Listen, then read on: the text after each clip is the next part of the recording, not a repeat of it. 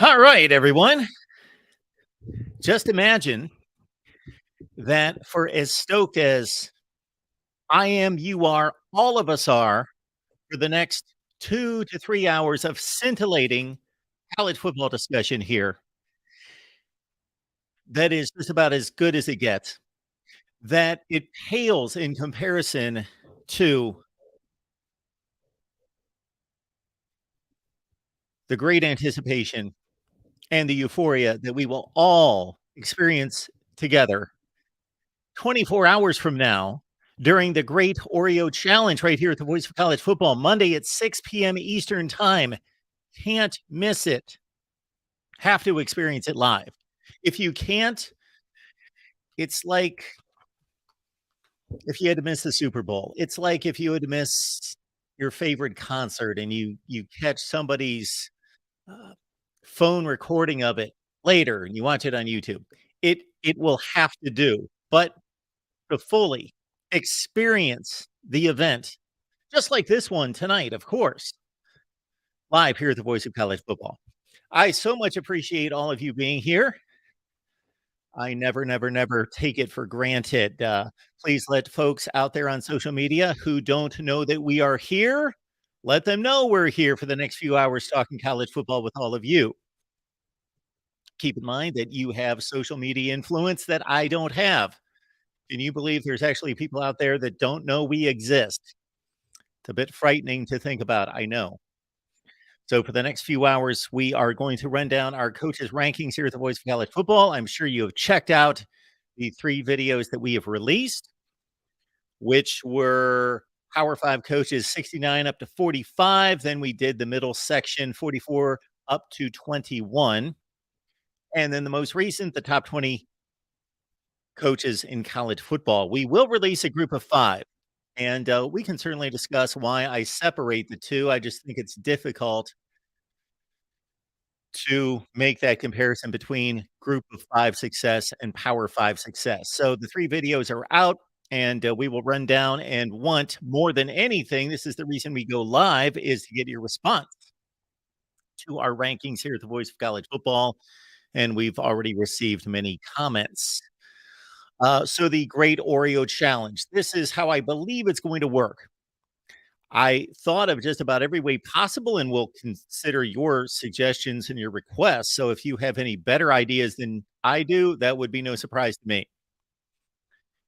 That we will have the Great Oreo Challenge. Yes, Monday at 6 p.m. Eastern Time. So this is how I see this playing out. We are going to play a bit of a trivia game in which basically all of you will be posing college football trivia questions to me. And I will, of course, have to answer correctly.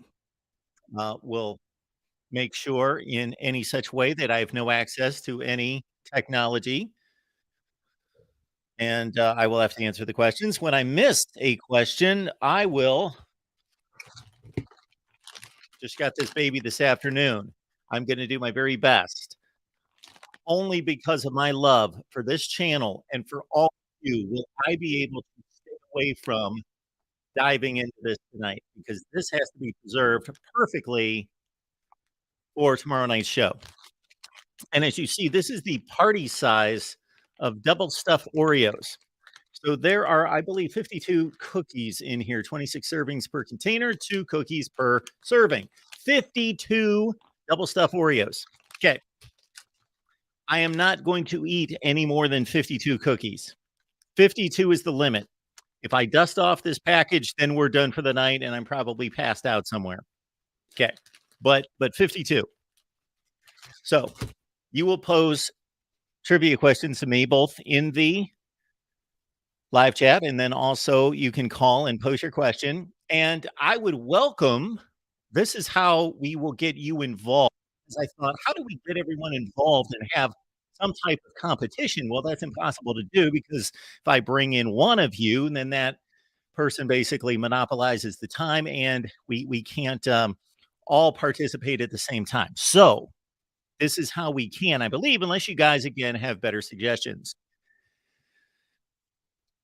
If you would like to take part, and even if you don't want to take part, fine. Obviously show up and still ask the questions, still play along. But if you would like to fully engage in the experience, if double stuffed Oreos are not your thing, make your selection. Chip Ahoy, Fudge Rounds, whatever you would like to select. Your Lorna Dunes, whatever is your cookie of choice, go to it. And actually, this is not necessarily my cookie of choice, my all-time the favorite, no question.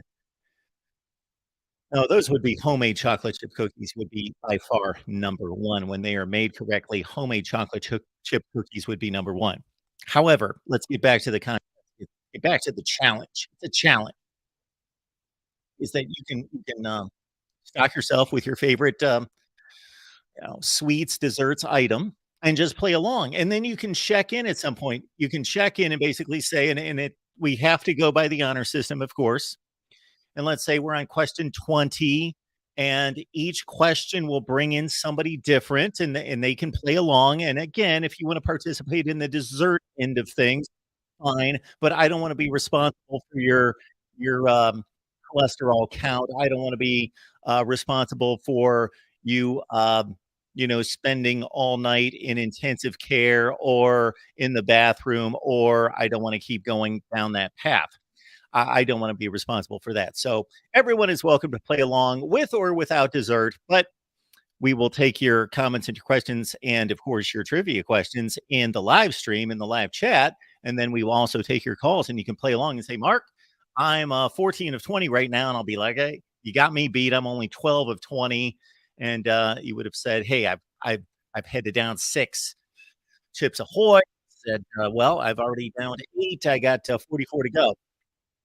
And no, I'm not necessarily playing until I eat all of these. If we're sitting here 4 hours later and I'm doing pretty well, and able to answer most of these trivia questions, then, we will just have to see, what the payoff is in terms of, how much steam this has. So we will just play along and go with it on Monday night. Monday night, 6 p.m. Eastern Time.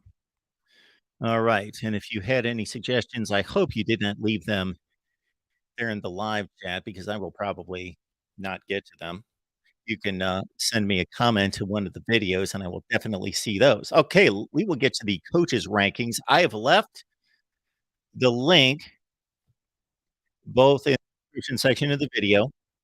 What else is in the description section of all the videos?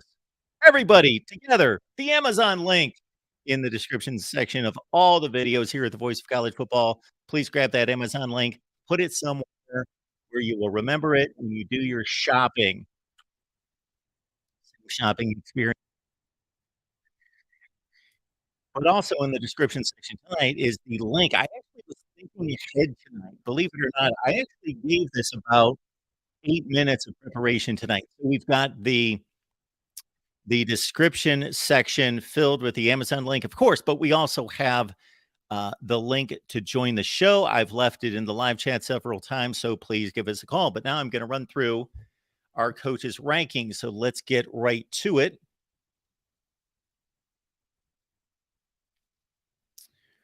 Truth, you are too kind. How do you know I'm not in my 20s?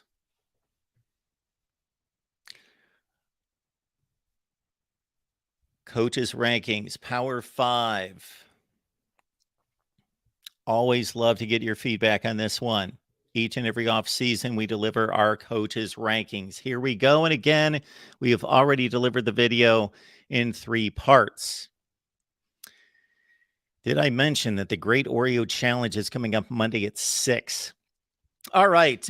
This is from the bottom of the barrel, 66 through 69. So we've got, of course, 14 teams now in the Big 12, the Big 10, the SEC, and the ACC. Then you tack on the Pac 12 and Notre Dame and BYU. And you've got, well, BYU now in the Big 12, of course, and you've got 69.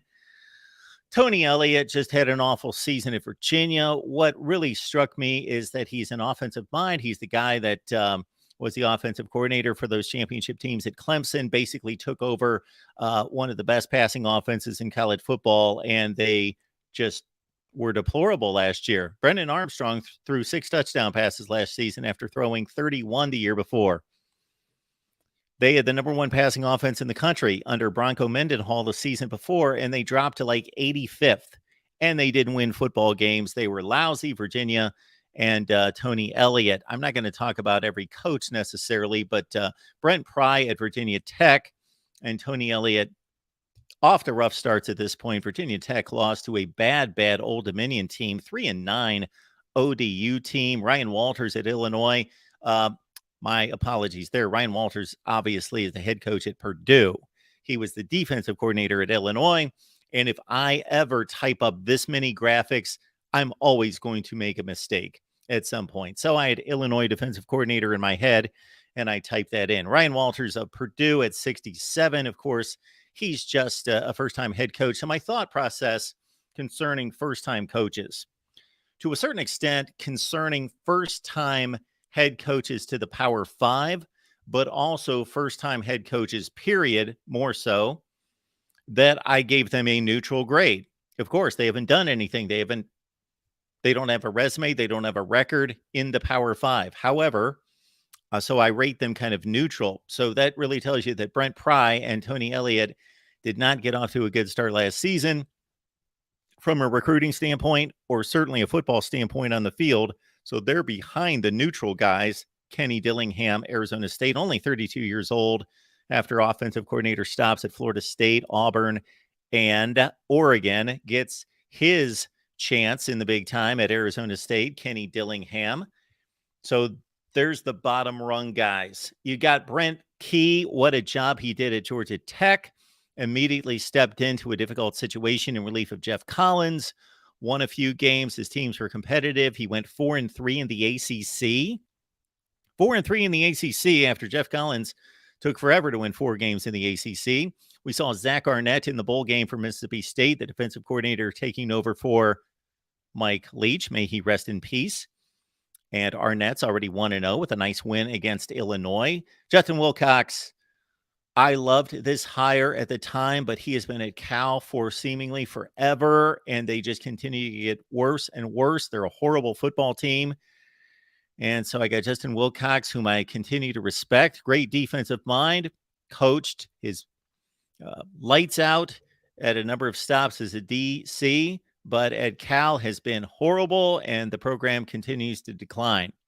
Clark Lee is building the greatest program in college football. If you have not heard that, he has stated it.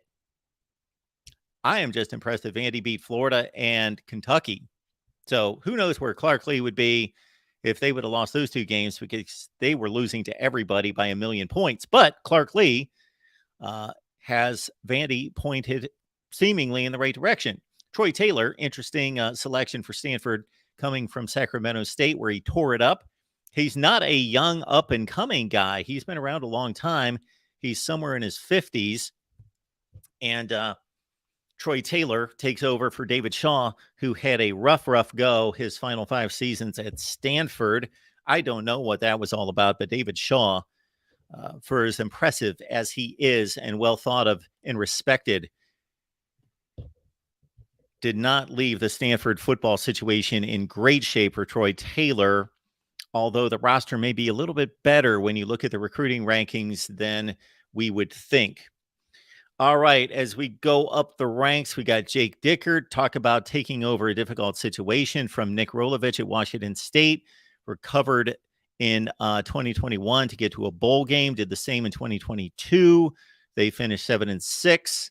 Scott Satterfield at Cincinnati. I am not impressed with Scott Satterfield and his work at Louisville. Right out of the gate, boom, takes a 2-10 team, leads them to a bowl victory at 8-5. However, Louisville has been a under 500 team. Louisville should not be under 500. And that's overall. That's after winning a couple cupcake games outside the conference. Scott Satterfield, just not a good tenure at Louisville. He moves on to Cincinnati in replacing Luke Fickell. That will not be a good look, I don't think, for Scott Satterfield. However, we've got, Neil Brown, West Virginia, Tom Allen, Indiana, Jeff Hafley, BC. Hafley coming off a really bad season at 3-9, but still one of the young, bright minds in college football. Neil Brown, success at Troy. Got off to a decent start at West Virginia in the 2020 season, but the last 2 seasons at West Virginia have been awful. The offense is bad. Recruiting, okay. Neil Brown, I got to think his time there at West Virginia might be short. West Virginia used to winning football games. I think people generally shortchange what West Virginia football is all about and the success at that program. But if you look at really all time, but specifically the last 15 to 20 years, West Virginia has been impressive. This should be a top 15 to 25 program, and Neil Brown not getting the job done. Tom Allen coming off 2 really brutal seasons after 2 outstanding seasons. It looked like he had broken through and that Indiana had taken some great strides, and now 2-10 and 4-8 the last 2 years. And they're again a doormat in the Big Ten. Let's go to our next 5 going up the ladder. We got Mike Locksley there doing a nice job in recent years at Maryland. I did not think that he should have been the head coach selection for the Terps. He had a deplorable, just awful tenure at New Mexico State, both on and off the field. Dana Holgerson at Houston coming off a really good season there. Of course, his stint at West Virginia was mixed. There you've got the wild card, of course, at 55. Deion Sanders at Colorado. Great record at Jackson State. Lifted that program.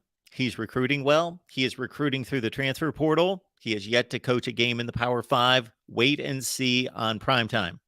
Eli Drinkwitz continues to run a marginal program at Mizzou. It's time for him to step it up, start to beat somebody with a pulse and win some games. Billy Napier at Florida, a down first season. I would rate Billy Napier's first season as Florida uh, as a bit disappointing. It was not a disaster. They did have some big victories against the likes of Utah and South Carolina, but all in all, 6 wins, 7 losses, and kind of a shaky off season. Of course, the Jaden Rashada issue hopefully doesn't hang over him because he had nothing to do with it.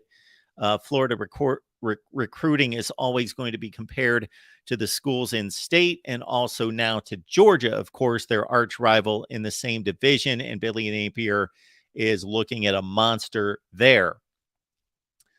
The 5 spots higher than that would include Mel Tucker of Michigan State. Of course, the one huge season in 2021, finishing in the top 10 in the nation, 11 wins in a Peach Bowl. However, they have not fixed the secondary at Michigan State.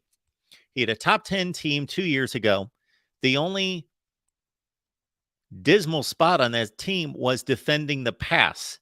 He's supposed to be a guy that works the transfer portal well, and they could not upgrade the pass defense, and they declined everywhere else. Of course, they only won 5 games. Marcus Freeman, Notre Dame, mixed results in his first season. A lot of big highs. Of course, the lows, losing to Stanford and Marshall, alarming. Now he goes into an offseason in which he was not able to get the offensive coordinator. Blame the administration, not him. Not able to get the offensive coordinator that he wants. We'll see what kind of backing and support Marcus Freeman has going forward for Notre Dame coming off a 9-4 season. They did finish with a nice bowl victory against South Carolina, and he did lose his quarterback after the second game, Tyler Buckner, and played with Drew Pine throughout the season. Dino Babers is a great guy. Nice guy, seems like a guy that you would just love and respect and think the world of. However, he loses football games at a alarming rate. He's had one really outstanding season, which the schedule was soft and it was mostly smoke and mirrors. When they played anyone with a pulse in 2018, they got their butts kicked and they finished 10-3. And that's his big season, top 15 season. He's been around Syracuse for 7 years and gave himself he bought himself some time this past season with a 7-win season. Of course, they got off to a great start. And what I remember most about Dino Babers and Syracuse football this past season was they won the first 6 games of the season. They were in some ways the talk of college football as the surprise team across college football. We all knew that they weren't that good. They had defeated a lot of bad teams. The schedule was backloaded, but still, they pulled off some nice wins, including against Purdue. And they're 6-0, and they're headed to Clemson. You're 6-0. You are traveling to Death Valley to take on Clemson. If you win that game, you have control of the division to go to the ACC championship game. This is presented to Dino Babers after the game on the field. And you know all he could say? We're bowl eligible. I'm so happy we're bowl eligible.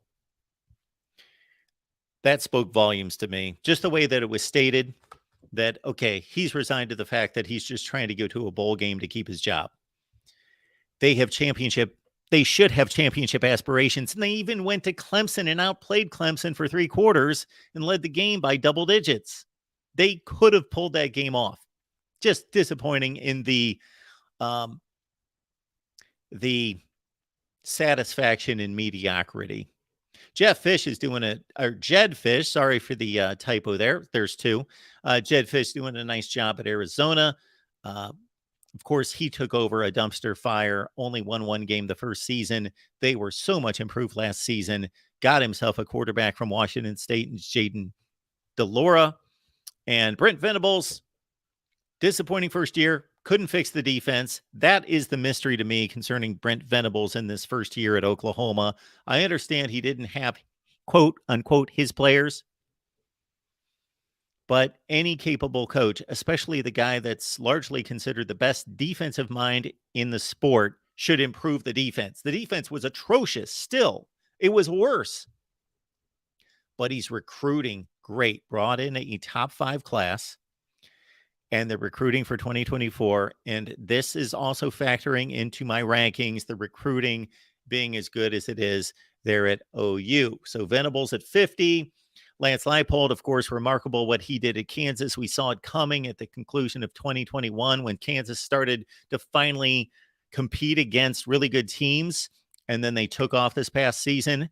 And who knows, they might have had an even better season if Jalen Johnson had not gotten hurt. Hugh Freeze, I don't necessarily understand the hire by Auburn. I don't necessarily understand the hype and the amount of attention given to Hugh Freeze when there are big job openings. He did a nice job at Liberty coming off the debacle and coming off his own transgressions at Ole Miss, but he won because he cheated. He had really good football talent at Ole Miss because he cheated. He goes to Auburn. He's got a chance to go up against the big boys once again in the SEC Western Division. Greg Schiano is the guy that has the least resources of anybody in that division. Going to be a difficult climb for him. He immediately showed his value when he came back to Rutgers. They were atrocious. They had lost 21 consecutive Big Ten games. He takes over that situation and bam, suddenly makes them credible. And they're a competent football team. Bad offense. Don't know if he's got the capabilities himself or the hiring resources to fix the offense. Sark, 13-12 after 2 seasons. The jury is still out. I go back to the fact, though, that at both Washington and USC, his predecessors and his successors both did better than he did. I don't know how he got that job. Kalani Sitake at BYU with a nice season over and over and over and over. I think a lot of people would be surprised at his tenure and his record in Provo. Now, of course, they move on to the Big 12. They take a major step up in scheduling. Even though BYU has never dodged anyone, it's been difficult for them to fill out a complete schedule with quality teams from 1 through 12. And now they're going to face serious competition from week to week. And it will be fascinating for me to see the progress and the competition between BYU, UCF, Houston, and Cincinnati for positioning in the Big 12. All right, let's stay with our rankings. Mike Elko, what a job he did at Duke. Consider this guy's a defensive coordinator at Texas A&M, gets his first head coaching gig, takes over a team that won one ACC game in 2 seasons, turns them into a 9-4 team that came within 1 drive of going to the ACC championship game. And what really seriously impresses me about the season that Duke turned in last season was that nobody blew them out. They played 13 football games. They didn't get blown out by anyone. They did not lose anything but close games. I don't know that certainly couldn't be said of any of the David Cutcliffe teams. Even when they went to the ACC championship game, they got blown out. So with inferior talent, Mike Elko kept them in every game. Chip Kelly, reviving his career at UCLA, got off to an awful start there, close to the hot, well, he was on the hot seat, you would think, but close to his career really unraveling at one point. But he's put together 8-4 and 9-4 seasons at UCLA. They could have had a outstanding season this last year, but they faltered in the end. Jeff Brom, the team there is, of course, Louisville, coming from Purdue, where he did a remarkable job. Check out Purdue's numbers with Daryl Hazel and Danny Hope before Jeff Brom.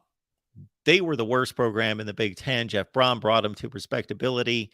Joey McGuire did an outstanding job, outcoached Lane Kiffin in the bowl game for Texas Tech as they finished 8-5. And look out for Texas Tech because Joey McGuire basically did that with marginal quarterback play, injuries at quarterback. Dan Lanning at Oregon, jury's still out after 1 season. He pretty much delivered what you would expect at Oregon with their outstanding talent. Much like Brent Venables, though, I'm a bit disappointed on the defensive side of the ball that Dan Lanning, that being his calling card, could not fix the defense or even field a respectable defense.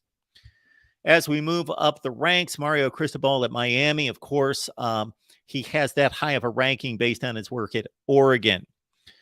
Last season is inexcusable.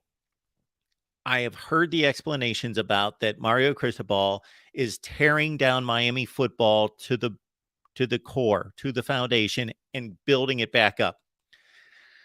I understand that approach. I respect it. I understand that he wants to do things his way, and he believes that he is to kind of change the culture, the environment, tear it to shreds, get the bad seeds out, let them go, and all that. But you inherited a top 15 roster.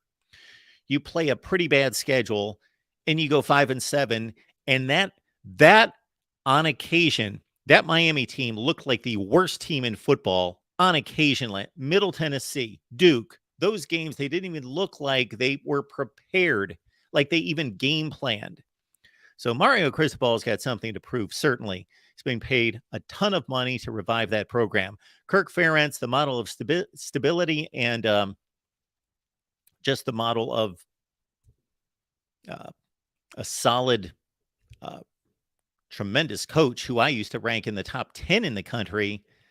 But this handling of the offense and his son as the offensive coordinator plummets him, because even though the record and the record considering where he has to recruit and some of the limitations in that area of the country, that you could justify him being a top 15 coach, they could be competing seriously for championships if he would do the right thing.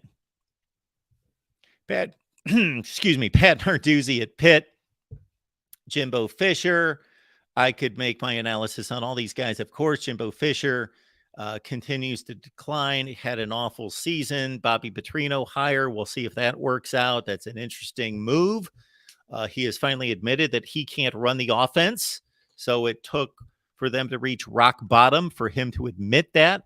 Pat Fitzgerald is just a difficult guy to rank. He is one of the most difficult rankings out of this 1 through 69. Got great respect for Pat Fitzgerald. What he's done at Northwestern has been largely remarkable. They have never been ranked in the preseason top 25 during his tenure.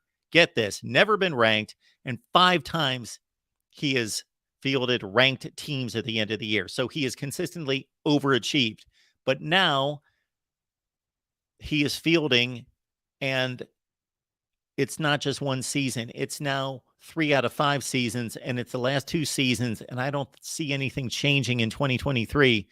One of the worst teams in college football. He is fielding a marginal group of 5 team. They are bad. So I don't know at what point. He obviously gets as much, if not more, rope than anybody in the country, but it's got to end at some point. He's 4-20 the last 2 years. All right, I could sit there and talk about Pat Fitzgerald and some of those other coaches forever. We want to get to your comments and questions, of course. And of course, the phone lines are open. We have left the link in the chat. Gus Malzahn moving back to the Power 5 through UCF. That is a fascinating situation with UCF and all the resources they have. One of the largest universities and alumni bases in the country, moving back to Power 5 football. Dave Doran at NC State, I thought should have been fired a long time ago, but now he's doing the job. He's doing the job. He has upgraded the program, but when are they going to win something significant? How many times has NC State been the chic pick to knock off Clemson and win big in the ACC? And they have failed time and time again. Now, Dave Doran's record, I produced 2 videos roughly 3 to 5 years ago, just basically exposing Dave Doran and his performance at NC State, which at the time was deplorable.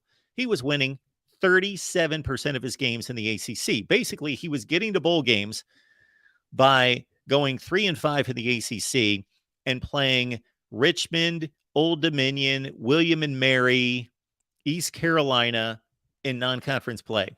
That was the formula. Now, okay, doing much better. You see the respect I give him there at number 27 in the nation because I really like Brett Bielema doing a nice job, of course, at Illinois. They were actually much better than their record would show last year. Lost a number of tough games, Michigan, Mississippi State, and others. Shane Beamer, South Carolina, considered the first season he was there. He played 4 quarterbacks, and none of them had any business starting in the SEC. And he was able to direct them to a 7-6 record. And of course, at the end of this past season, in what was an underwhelming season going into November, Spencer Rattler was not playing well. South Carolina had just scored 10 points against Mizzou, and then they turned it on.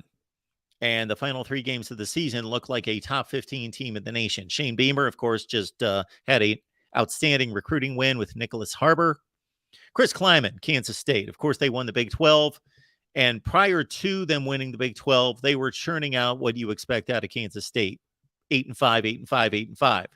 But they break through with a Big 12 championship win. We will see if they will be able to maintain that kind of status in the conference.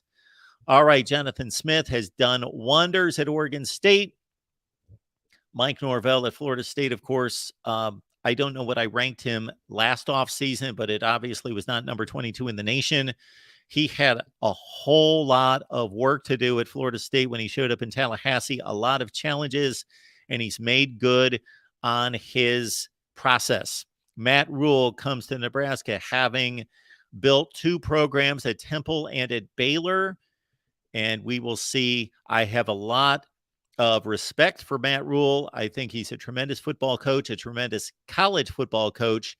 And again, Nebraska looking for the answer to get that whole situation turned around that's been down for 5 or 6 years and really been down for 15 or 20 years. Dave Aranda, Baylor, of course, they had the huge season 2 years ago, winning the Sugar Bowl and the Big 12 championship. Otherwise, his tenure's been blah. Matt Campbell at Iowa State, a rising star, a guy that took Iowa State from a doormat program to respectability, to fringe top 25 status, went to a Fiesta Bowl in a Big 12 championship game a few years ago, but now he's flatlined. He is flatlined for the last few years and actually had a 4-8 season. So I don't know. We were all seeing step by step him move Iowa State up the ranks, and I believe it's stalled. Sam Pitt, Arkansas, he had his first adversity at Arkansas this past season. Still went 7-6 in a tough division. Dave Clawson works wonders at Wake Forest. We all know that. He now loses Sam Hartman. Mike Gundy at Oklahoma State seemed to be resigned to 8-4 seasons, but then marched his team to within inches of a college football playoff appearance 2 years ago. Disappointing last season, and also a disappointing offseason for Mike Gundy as he lost some of his best players on both sides of the ball. And James Franklin at number 19, of course, at Penn State. So we take into account the resources, the money, the facilities, the tradition and brand at Penn State. So James Franklin, based on his record, his accomplishments, his postseason record, all of that would rank much higher somewhere else, but that's expected of him. Time to break through the Big 2. Kalen DeBoer, what a first year. I put Fresno State there. Of course, he came from Fresno State. Typo number 3, I believe. Came from Fresno State to Washington and went 11-2 and almost single-handedly just kind of erased the Jimmy Lake era at Washington. We see Mark Stoops, what a job he's done at Kentucky, although a disappointing 2022 season out of Mark Stoops. Lane Kiffin, Ole Miss collapsed down the stretch last season. I don't know. It appears as though Mark Stoops, Lane Kiffin, Matt Campbell, those 3 come to mind, have pretty much exhausted what they can do at their current stops. If one guy's got a chance to break through and do more, it would be Lane Kiffin at Ole Miss. There is a possibility that he can bring players there. He, of course, has 3 outstanding quarterbacks to choose from for this 2023 season. Luke Fickell at Wisconsin, home run hire, best hire of the offseason. I expect him to succeed at Wisconsin. He was not afraid to come in, bring in Phil Longo from North Carolina, and they're going to revamp the offense. Tanner Mordecai, most likely at quarterback. Mac Brown is the first national championship coach. Check that. Jimbo Fisher was our first national championship coach on the list. Mac Brown is next. North Carolina has tapered off. He built them quickly. Now they've tapered off. Outstanding, though, in his first stint at North Carolina. Again, I go back to the Sark comparison where Mac Brown has made each program better when he showed up. North Carolina the first time, they regressed after he left. Texas suddenly improved when Mac Brown stepped on campus. They regressed when he left. North Carolina much better under him than the last few years under Larry Fedora. Sonny Dykes at TCU, what a job. This came out of nowhere. It's amazing to think that Sonny Dykes, who had flat out failed at Cal, he did have nice stops at Louisiana Tech and at SMU, gets the TCU job. And of course, the rest is history. So it's one season. It's one season, folks. Now we're really getting to the elite of college football, although you can still poke some holes in some of these resumes to a certain extent, but they're very nitpicky holes to punch in these resumes of Kyle Whittingham, of course. I don't know who else could win more at Utah than he does. Ryan Day at Ohio State, of course. The one monkey on his back is suddenly Michigan. Lincoln Riley at USC. Of course, we know what he did at Oklahoma, although he inherited a great, great football program. And he basically maintained, elevated slightly. My knock against Lincoln Riley, he's been a head coach for 6 football seasons, and he's never fielded a decent defense. Josh Heupel at Tennessee, PJ Fleck at Minnesota. Consider that PJ Fleck's his last 3 full seasons at Minnesota, he's gone 11-2, 9-4, 9-4 at Minnesota. All right, let's get to the top 5. It's the battle between Kirby Smart and Nick Saban, of course, and this is not a all-time achievement award. This is not a ranking all-time. Nick Saban would be number 1, clearly done. Right now, Kirby Smart has succeeded and exceeded Nick Saban as the best coach in college football. Dabo Swinney, I gave some consideration to knocking him down, but he's still just accomplished so much, and it's still a remarkable job what he's done. He has done one of the best jobs in college football history to lift that program from where they were to what they are now. He's at a crossroads in terms of, is Clemson going away? No. But in terms of maintaining any kind of elite status, and it can be argued, of course, that he has already failed to do so. Jim Harbaugh at Michigan, of course, his stock has soared the last 2 seasons, and Brian Kelly going from Notre Dame to LSU and winning the SEC Western Division Championship his first season on the Bayou. We welcome everyone into the Voice of College Football, and there are our coaches' rankings. And before we check out your comments and questions, of course, we did have a call here just a second ago, and they dropped off the line. So the lines are open, wide open. So grab the link in the description section or the link that I've dropped in the chat several times. Yes, Monday, 6 p.m. Eastern Time.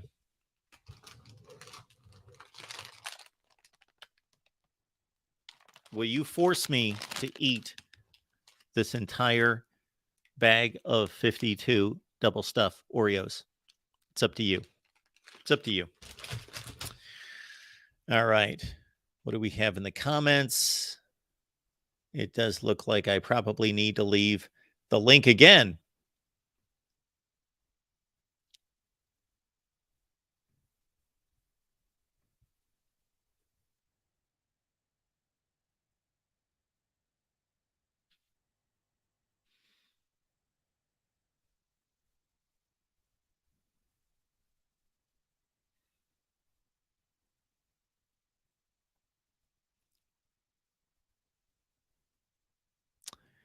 LFG. Just saying, didn't Ryan Day underachieve given how Day started off at third base per Clark Griswold, a.k.a. Coach Khaki? Did he underachieve? Has he underachieved? I don't believe so. I don't think he's overachieved. I don't think it's been remarkable what he has achieved. It's disappointing. So, this is the automatic disappointment. If you're at Ohio State, if you're at Alabama, wow, the list in a sense kind of stops there unless you're USC, Clemson, Georgia now, Oklahoma, Texas at other times where you're knocking on the door every year, every year, every year, every year. And if you don't knock the door down, then that is almost perceived to being worse than going 10-2, 9-3. So he's not underachieved. All right, all right, all right. But he's not done any kind of remarkable job by any stretch. LBC Trojan, one heck of a breakdown. You're a machine. Mark. Flesh and blood. Here, LBC. Good to see you. Thank you for that. And like I will say, it's similar to the top 25 that actually makes sense. Is it a perfect list? Can it be changed? Of course, it's not a perfect list. And also understand that for many of those groupings between 40 and 50, for example, is there much separation? No. There are only 3 coaches on that list.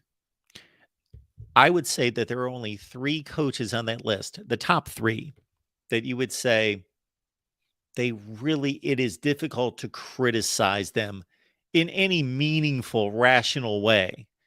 And then you could certainly start to criticize Dabo and Clemson coming down to earth the last 2 seasons. So really, there are only 2 coaches that you can totally, they're without blemish, basically. Right? Kirby and St. Nick. Those 2. You can't really say anything about them. And Dabo would be right there. And then after that, Harbaugh on down, we can make all sorts of criticisms. I've got Jim Harbaugh ranked as the 4th best coach in college football right now. I believe I had him 9th last year. I could sit here for a half hour and tell you what he's done wrong, where he doesn't necessarily do a great job, where his coaching career has floundered. It's kind of a tough deal. David Wood, what if A&M traded coaches with Pitt? Put Pat Narduzzi in College Station and take Jimbo and put him at Pitt. I really don't know what to tell you there. I know that I would have told you that Jimbo Fisher was a better coach a few years ago, but the guys that are really here just in the last 1 to 2 seasons have really, they have achieved. I'm talking about successful coaches, guys that have achieved something in their career, something significant, and now they look to be on shaky ground, like they need to prove themselves. And if, for example, if Pat Fitzgerald never won another game in college football and he retired, I would still have great respect for what he accomplished during a certain period of time at Northwestern. But I'm talking about in terms of establishing themselves as being viable today and continuing their careers on the same level as they've enjoyed in the past. Jimbo Fisher, Pat Fitzgerald, Mario Cristobal,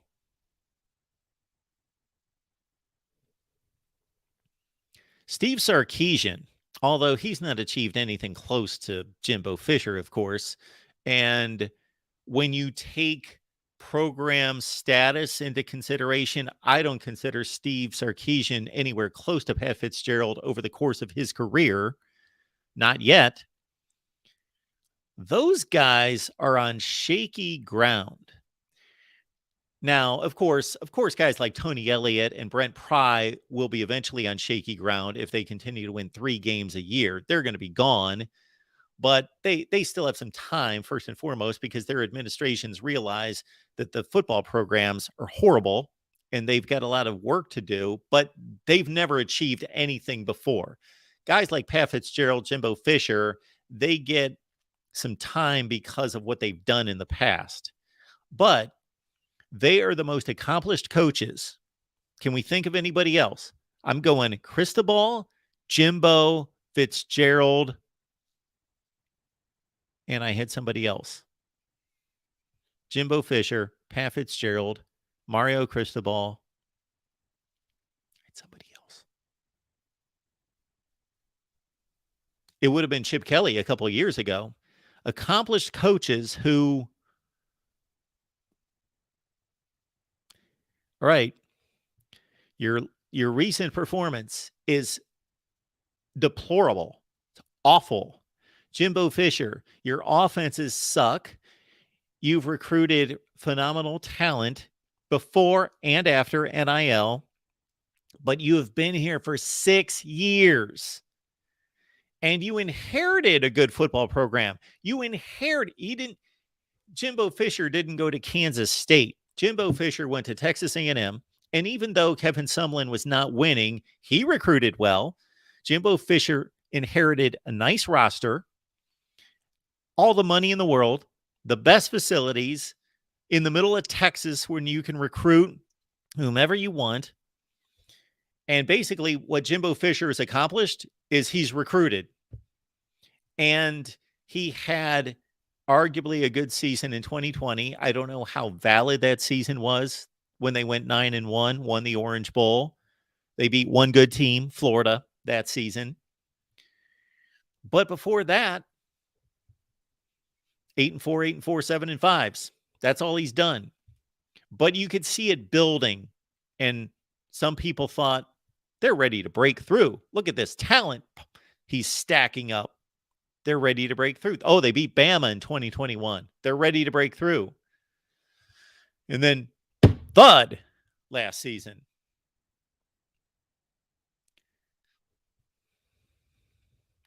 He brought in another nice recruiting class, number 12 in the country. And I know that that's not going to blow most people away when they think Texas A&M just had the best recruiting class of all time. And we would have to do a deep dive. I know that the narrative is that these guys bolted. That's not entirely true. We'd have to go player by player. They have had defections from that recruiting class, but not to the extent that's out there. The narrative is far more alarming than it actually is. But he just brought in the 12th recruiting class, and per player average, it's better than that. So I'm not defending Jimbo Fisher at all. I think he's done a lousy job there. I would give him a D.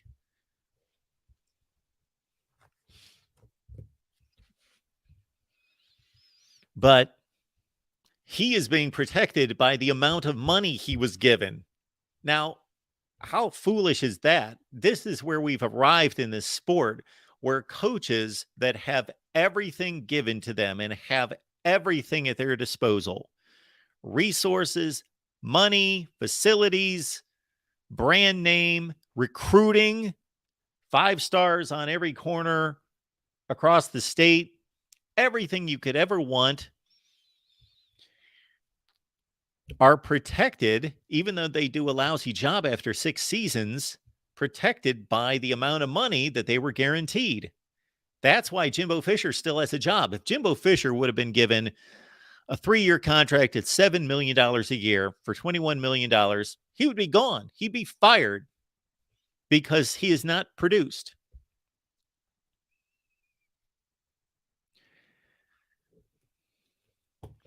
What makes this process difficult as well, of course, is trying to rank coaches that have completely different situations, completely different levels of resources.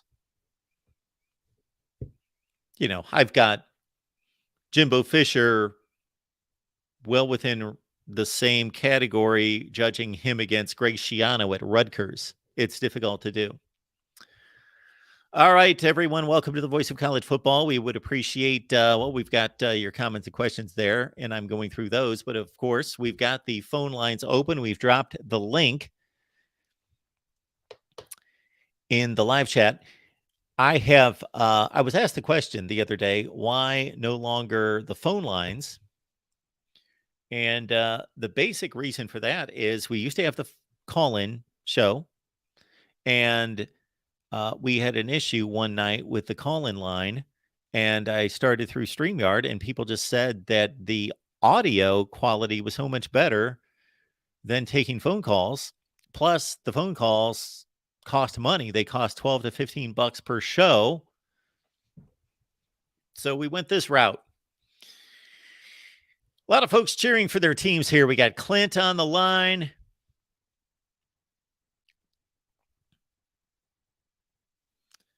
Remick. Chris at Spear Addicts, good to see you, man. Jimbo has been trying to make an offense that's been outdated since 2014.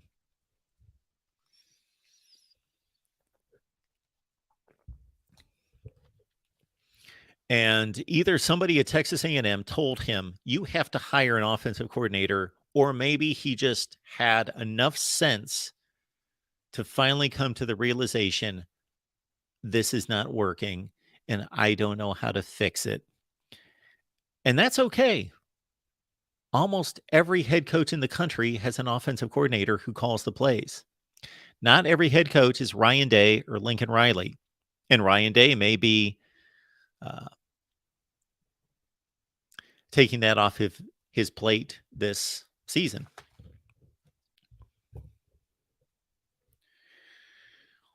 Sometimes the strengths and the great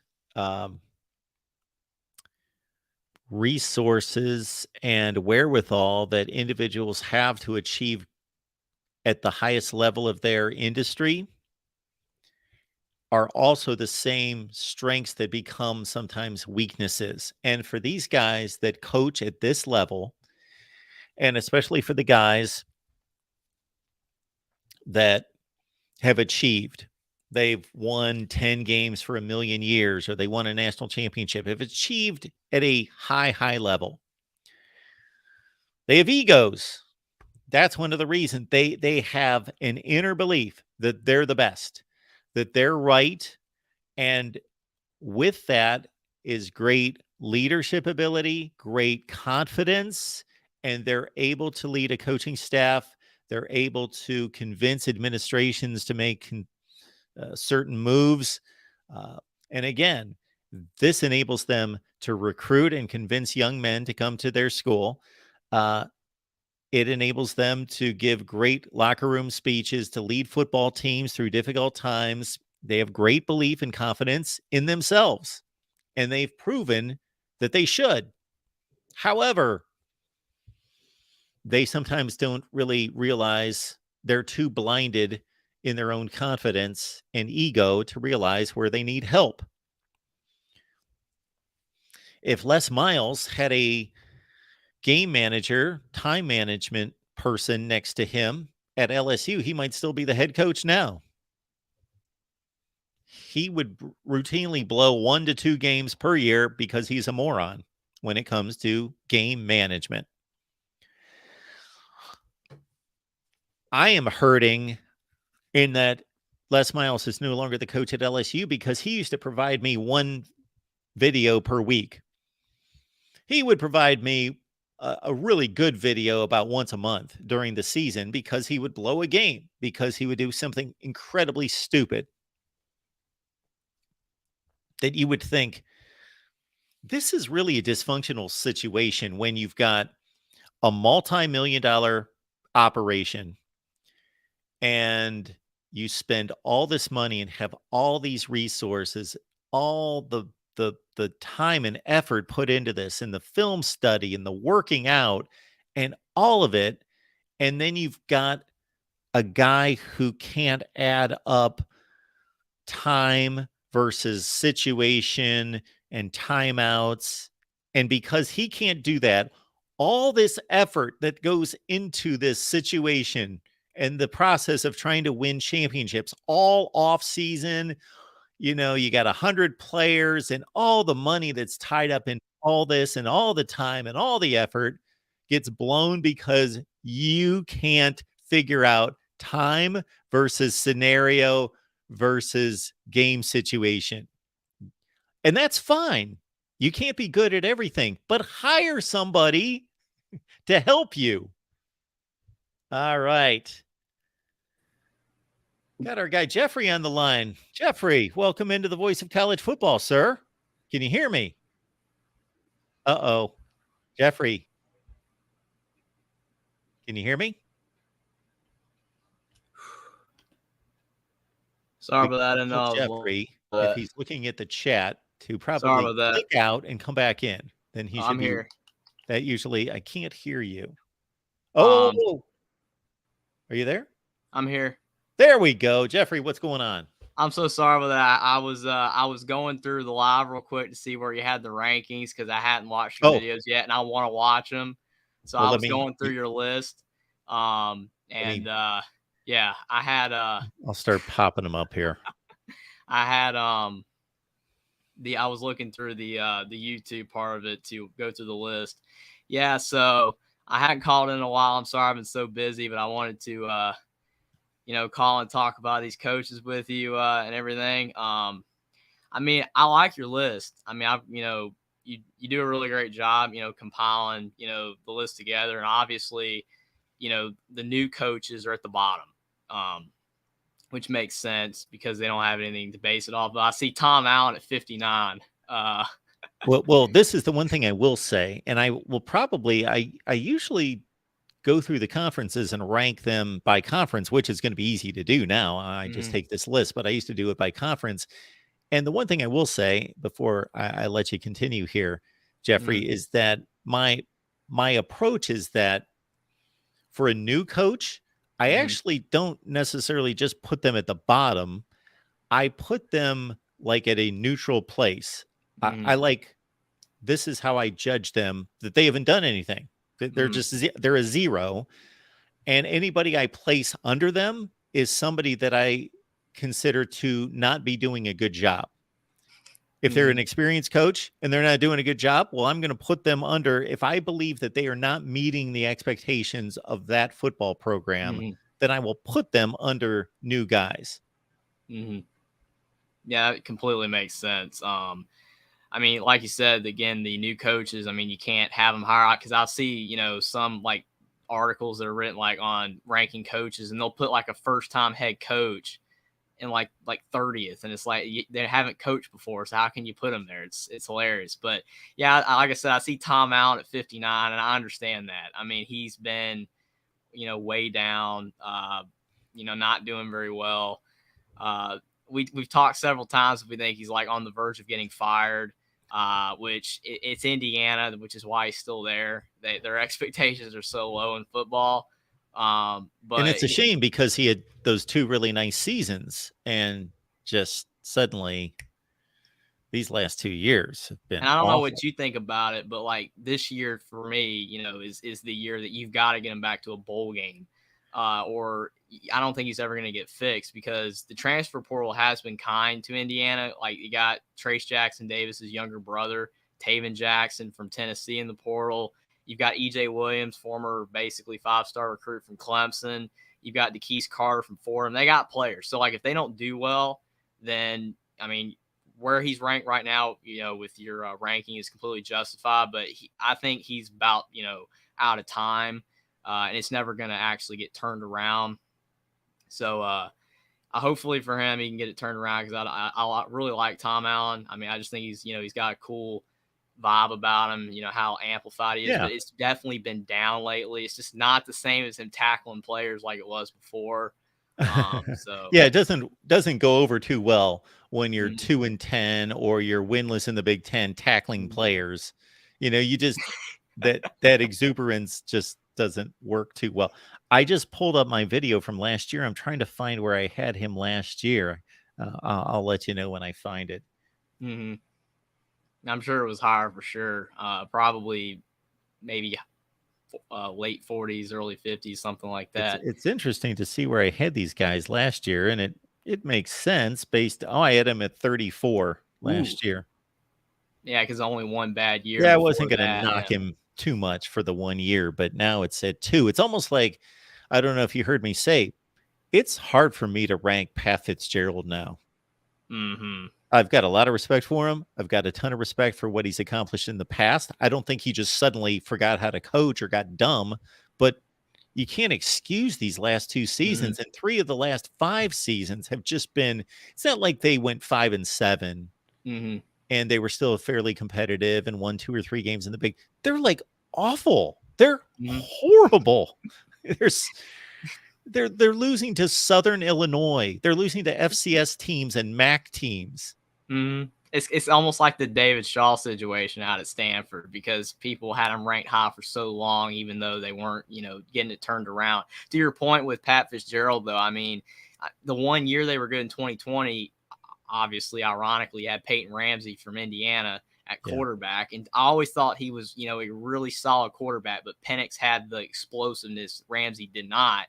But he was able to lead that team in the Big Ten West. And 2020 was such a weird year in football anyway, which is I still, partly believe that's why Indiana had success. It was a weird year. A lot of those teams were down. There were no fans. It just, everything worked out for the teams like Indiana Northwestern. So if you take that year out, Pat Fitzgerald has been pretty bad, and Tom Allen's low as well.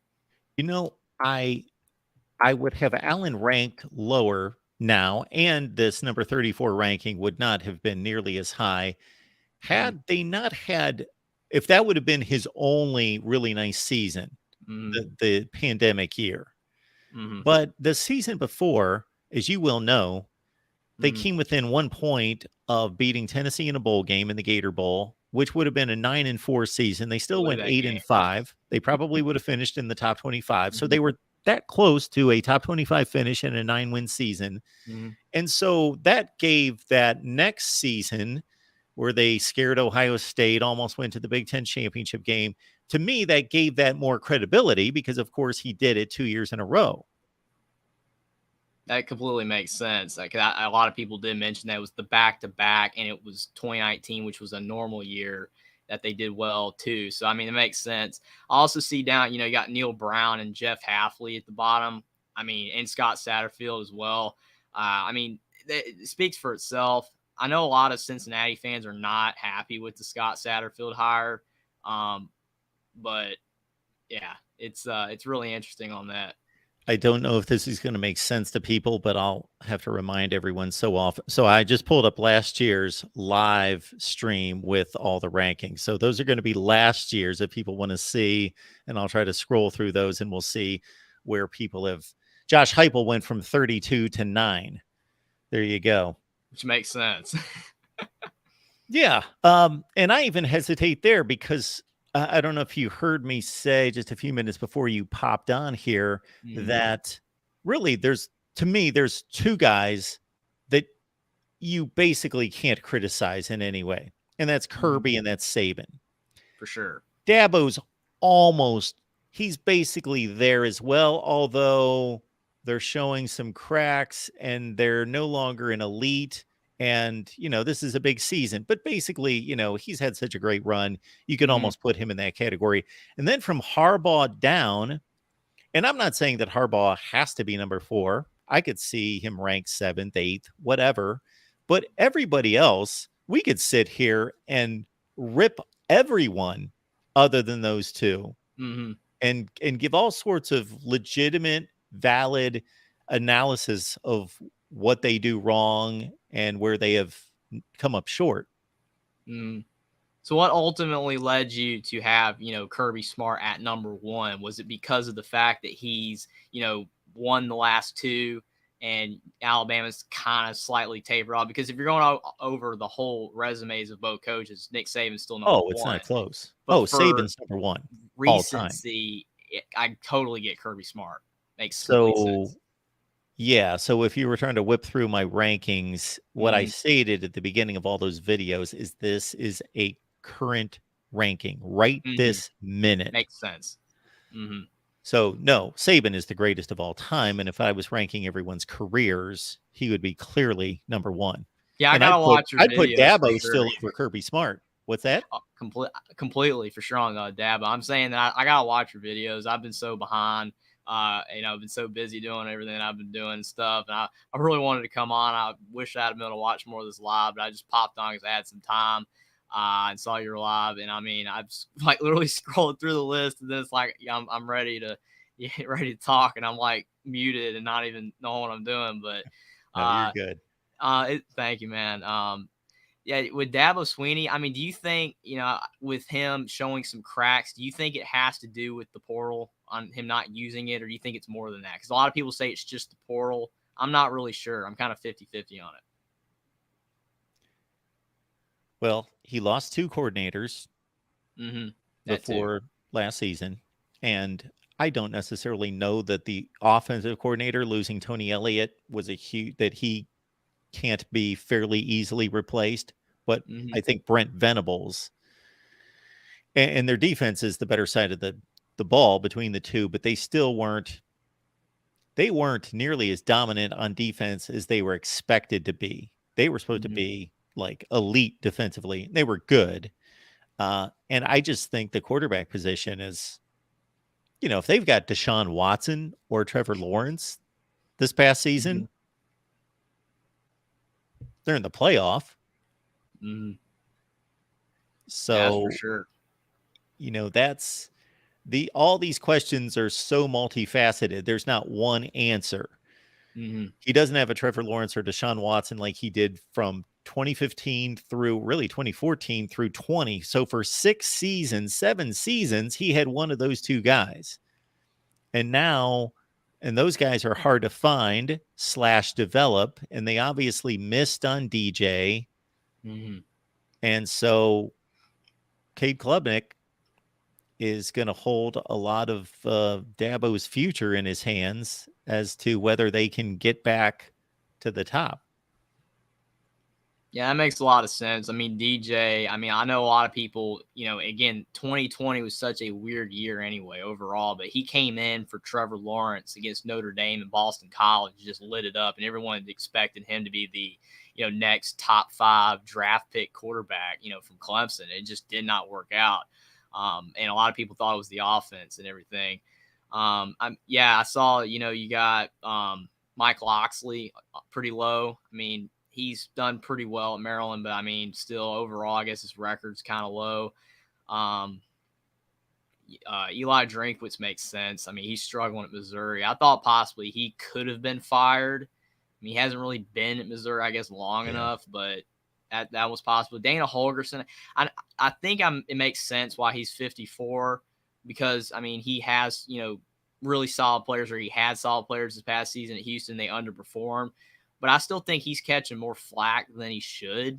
I mean, the American Conference was better this year. It had a lot of better. Yeah. Tulane was better. UCS was better. And to me, just sometimes it's almost kind of like, I know no one cares on here, but like North Carolina, they're bringing everybody back in basketball, and they were, went to the national championship game last year. Now they're struggling. It's almost like Houston just brought most of their players back and just kind of struggled. I don't know if it was Dana Holgerson per se, but his defense is bad. Dino Babers is interesting because he went from the beginning of the season, he saved his job, he's doing great, to they collapsed. And part of that, Garrett Schrader got hurt, but he came back and they still struggled. Mel Tucker, I don't know where you had him last year, but he was a lot higher. Yeah. For sure. And he's fallen apart. I think the portal's weird because you look at like a Mel Tucker situation, you bring in Kenneth Walker, and I'm not saying he was the whole offense, but he made Peyton Thorne look better. Yeah. Overall, because I mean, when you have someone it's kind of like Ryan Tannehill looks competent in the NFL because you got Derrick Henry. So you have Mel Tucker, you have Kenneth Walker, Peyton Thorne, it works, and then now Kenneth Walker's gone, and then they go 5-7 and lose to Indiana. They lose to Spittoon. I mean, so you get a lot worse out of nowhere. I had Mel Tucker at 21 last year. Oof. So I mean, he got the contract extension, and it definitely fell apart. So I don't know how the Spartans fans are feeling. They're probably not very happy. Yeah, he's got a lot to prove. He had the one big season, but Kenneth Walker was there. Hmm. So we will see if he's able to bounce back. What is really alarming to me, and I mentioned this when I went through Tucker's ranking, was that even the year that they won the Peach Bowl, finished in the top 10, they had one of the worst pass defenses in the country. Hmm. Well, he had the transfer portal, he had a recruiting class, he had time to get with his coordinators and his defensive coaches to fix that. Last season, they still had one of the two or three worst pass defenses in the country. Yeah, that's definitely not great. You look at USC. I mean, their pass defense was awful this past year, and their offense was elite. I mean, I've said it a million times. They're never going to win a national championship at USC unless they get the defense figured out, because their offense is great. But I mean, a lot of these guys are just kind of in the middle. I mean, there's just a lot of average coaches per se. I mean, Chip Kelly, he's saved himself a bit, but now without DTR, I mean, that's going to be interesting. Jeff Brom, I'm really interested to see how that works out at Louisville. Because you kind of felt like Purdue, he had Purdue in much better shape, and then like you just said with Kirk Ferentz on the screen there, just very like consistently getting better. And now he just leaves to go to Louisville, and you're not gonna have Malik Cunningham. It's just gonna be interesting to see how he does there. And there's Mr. Reliable right there, Kirk There, Ferentz, 29-32, going down because he won't get rid of Brian or that's it. demote Brian. That's all you got to do, Kirk. Like if any other coach was at Iowa and they were going 8-5 most seasons, 9-4, 8-5, I'd be like, that's really good work. That's solid. That's strong. But just to see it, how it gets to that point, how it plays out, that you have the worst offense. They basically have the worst offense in the Power Five consistently and he doesn't do anything about it. That's bad coaching Mm-hmm. to me. That is not being a leader of a program in that facet. So he does all these other things great. He's well respected. I think he's the longest tenured coach in the country. He's got to be. For sure. I Yeah. think he's been the coach 99. since like 98, 99, something Yeah. like that. So it's crazy. But I mean, their offense is just too old fashioned. Run the ball first, second down, and then throw. It just to me doesn't work anymore. But they got K McNamara. If it don't work with K McNamara, then it's definitely completely Brian. Jimbo Fisher, I'm kind of surprised he's at 34. I thought maybe be a little lower. I mean, maybe it's just recency bias, because I mean, Jimbo Fisher, he is a national championship winning coach, one of the 5 in college football. It's active right Mm-hmm. now. And, he got all the great recruiting classes. And I know a lot of stuff went wrong this year, but still 5-7. I mean, that Yeah. was Oh, awful. it's awful. But I also, Jeffrey, I wanted to balance, even though it is a current ranking right Mm-hmm. this second, you still have to look at the past. Obviously, I didn't want to overreact to one season. Mm-hmm. And I Makes don't sense. know where I had him last year. I'll have to look to see where I had Jimbo. I'm guessing in the top 15-ish somewhere. Probably. Can't find him. An unfortunate thing in looking back at last season's rankings, Mike Leach I had at 14. Yeah, and that's again awful. I was really praying hard that he'd make it, man. That was sad. It just came out of nowhere. I mean, it's ironic because I picked Ole Miss to win, that game against Mississippi State. And I'm like, you blew it, Lane Kiffin. But then when all that happened with Mike Leach, I'm glad they won. Yeah. Just so glad Yeah. they won, that he was able to go out like that. It's just it's so awful. But yeah, Mario Cristobal as well. It's kind of the same thing with Jimbo. He has a lot of credentials, with Oregon, and then going 5-7, and it was his first season, but that was definitely, an underperformance, even though Tyler Van Dyke was hurt.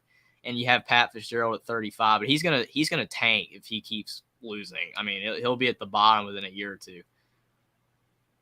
Absolutely. This is what I don't understand about Mario Cristobal. And We'll get another comment or two in here, Jeffrey, and then I'll take some other calls because they're starting to come in. Oh, you're good, man. The thing with Mario Cristobal is that I get the whole. So I do 2 Miami shows, and I get the whole uh, defense of him as well. He's tearing the program down and building it back up. Okay, I understand that to a certain extent, but he didn't inherit Cal. He didn't inherit Kansas he inherited a top 15 roster in the country. So why does he have to tear it to the ground? And they just on occasion last year looked like the worst team in the country. Like that Duke game. Horrible. 8 turnovers. Like they didn't even prepare for the game. Like they had no game plan.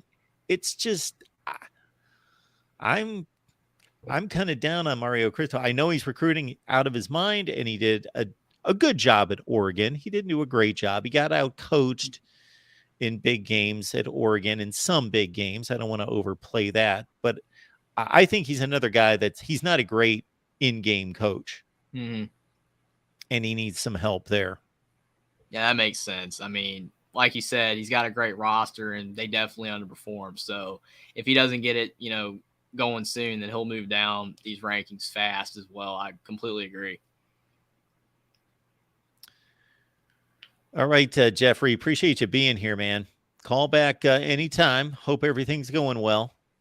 It's going fantastic. It's just been really busy. I can't wait to call in again. Thanks for having me on, and hopefully next time I actually will be a little bit more knowledgeable. Got going on. I'm just you're good. Slightly out of the loop, but thanks for having me on. I can't wait to call back. Appreciate it, Jeffrey. Have a good night. Thank you. All right, we will keep it rolling here at the Voice of College Football. We got Brian on the line. Brian, how you doing? Hey, what's up, man? I got you're my top, man. I got Nick Saban, Kirby Smart, and then Jim Harbaugh. What you think?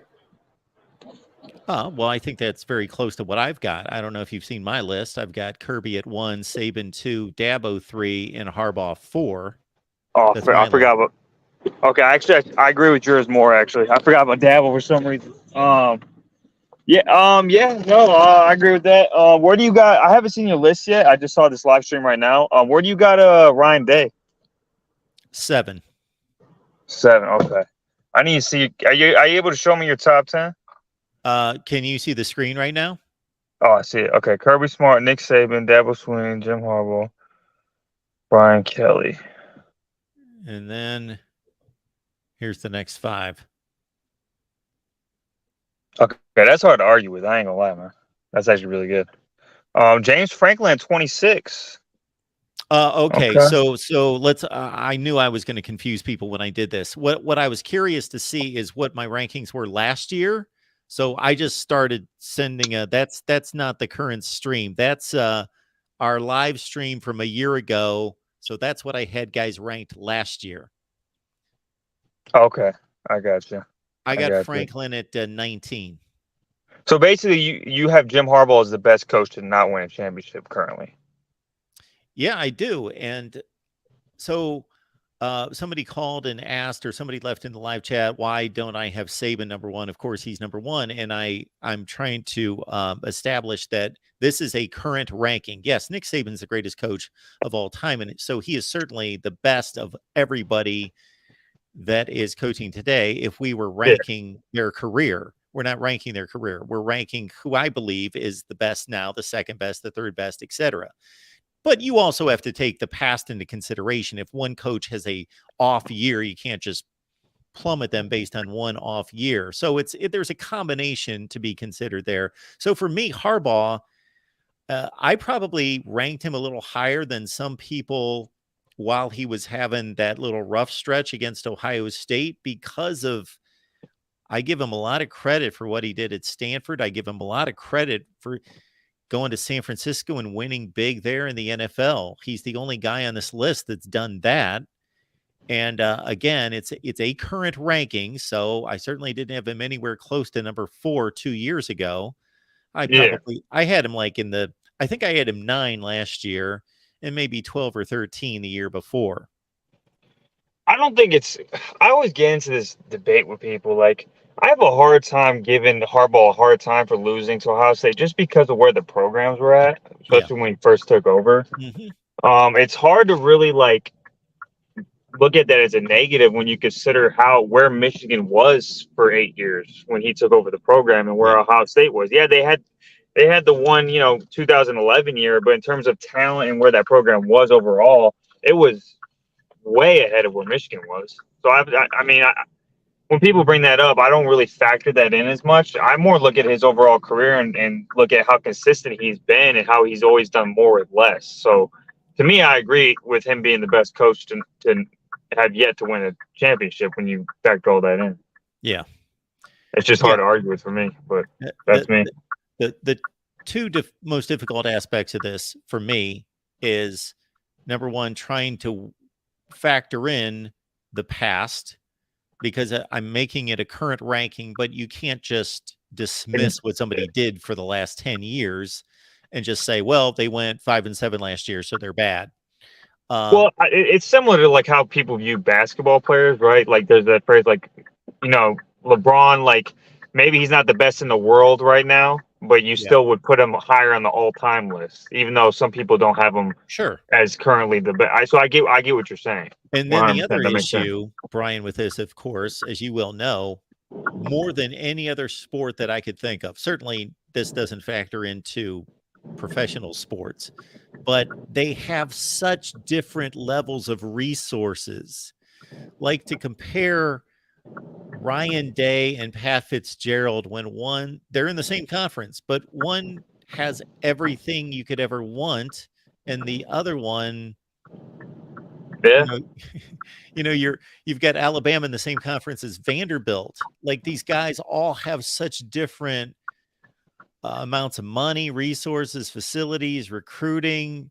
Well, that's why I got a lot of respect for Dabo for his first 8-9 years of his tenure. I mean, he did more with less than pretty much any other coach I could think of besides Harbaugh, I guess. But he actually won championships. So, I mean, he never recruited at the level of Ohio State or Alabama for the most part until I guess more recently. But especially when in 2016, his 2016 run and his initial run of championships, or his 2 championships, he wasn't recruiting at that same level, yet he was still winning at that level.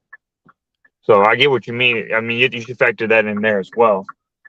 I mean, that's a good list, man. I agree with that list. I don't have too many arguments. I mean, couldn't you say, let me ask you this, couldn't you say, it's still an elite program, obviously, but couldn't you say it's harder to even recruit at Michigan versus Ohio State? Why? Well, for starters, like, we'll just start with this. For example, the academic aspect. I feel like certain players. I mean, we just won 2 playoff games, or not one. We just made it to the playoff 2 years in a row, and it hasn't helped recruiting. I mean, there has to be some other factors besides just the success of the program that contributed to that. And one of those, I think, is academically. I feel like it's harder for kids to get in there. Maybe it's regionally. I'm not sure with that because Ohio State's pretty much in the cold too. I just think that especially academically, it's harder for certain athletes to get into Michigan. And we've seen that. Certainly, like I don't know if you remember Kareem Walker. He ended up not being able to stay on the team. And he was like the number 1 running back for that class. He was unable to even stay on the team because academic-wise, I just think there's a barrier there. And NIL, obviously, but yeah. Well, a few things here. So the University of Michigan has higher academic standards than Ohio State, but those, and I'm no expert in this area, so I'm just repeating what I've heard and verified to know to be true. And again, I'm no expert in academic standings by these universities, but that the gap between the two is much smaller than it used to be. Like, Ohio State has become a close to elite academic institution, where 20, 30 years ago is more like an average, slightly above average academic institution, and Michigan was way up there. There's been a closing of that gap. Now, Michigan is still ranked higher. It's almost like recruiting. Ohio used to have exceptional high school football, it still is really good, but it's not anywhere where it was close. In terms of having a recruiting advantage over Michigan historically, that recruiting advantage isn't as great as it used to be because Ohio high school footballs has declined. True. Do you think that 8-year stretch had an impact on current recruits? Like, recruits coming up, in the 2000s, and don't you think a consistent program like Ohio State, their image and brand, because they were so consistent for so long, has more of an impact on young kids versus like Michigan? They had that terrible 8-year stretch where they had the second worst record in football. Do you think that had any impact on the way recruits view Michigan? Sure. I think that I think we've got to understand that we've got college football junkies watching this show, and we watch every game. We know everybody's records and all that. Most people, even if they like football, these kids grow up and they're playing football and they hear who's good and they catch the big games and they've got a general knowledge of what is out there and who the big names are, but they're not glued to every game. Obviously there are some of them that are avid fans, but most of them aren't. And they just know the big names. And Ohio State was competing for national championships and Michigan was off the radar. So I got to think that was ingrained in their mind as 8 and 10-year-olds, and still may have some impact. And I also think that Ohio State is known for playing a more exciting brand of football. Now, I wouldn't say that because I enjoy different styles It's true, of football. though. But for most people, it is true, though. I mean, like, you can't argue with that, especially with, certain position groups. I mean, wide receivers and quarterbacks definitely probably find that system more attractive. But yeah, no, I agree with that. Oh, man, I'm going to let you go, man. I'll let you get to some other callers. So thanks for go being Blue. here, Brian. We will keep it moving here at the Voice of College Football. B-Bean, appreciate you being here. Thank you for that. I will just take a timeout here real quick before we take our next call, just to remind everyone that we will be here Monday at 6 Eastern for what?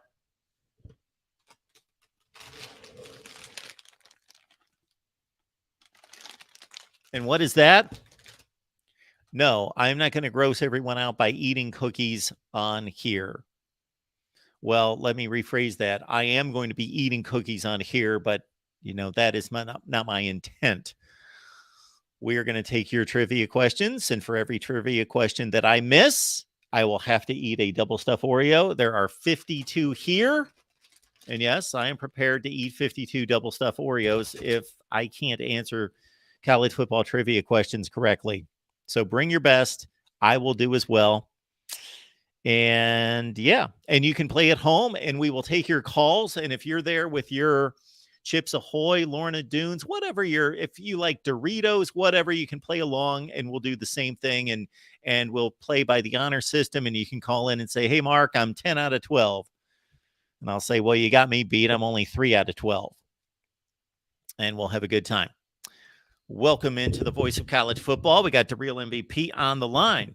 Hey, Mark, how you doing this evening? I am doing well. How are you, sir? I'm doing good. It was great to see Mark Stoops as a top 15 head coach. It was also painful because he was so close to the top 10.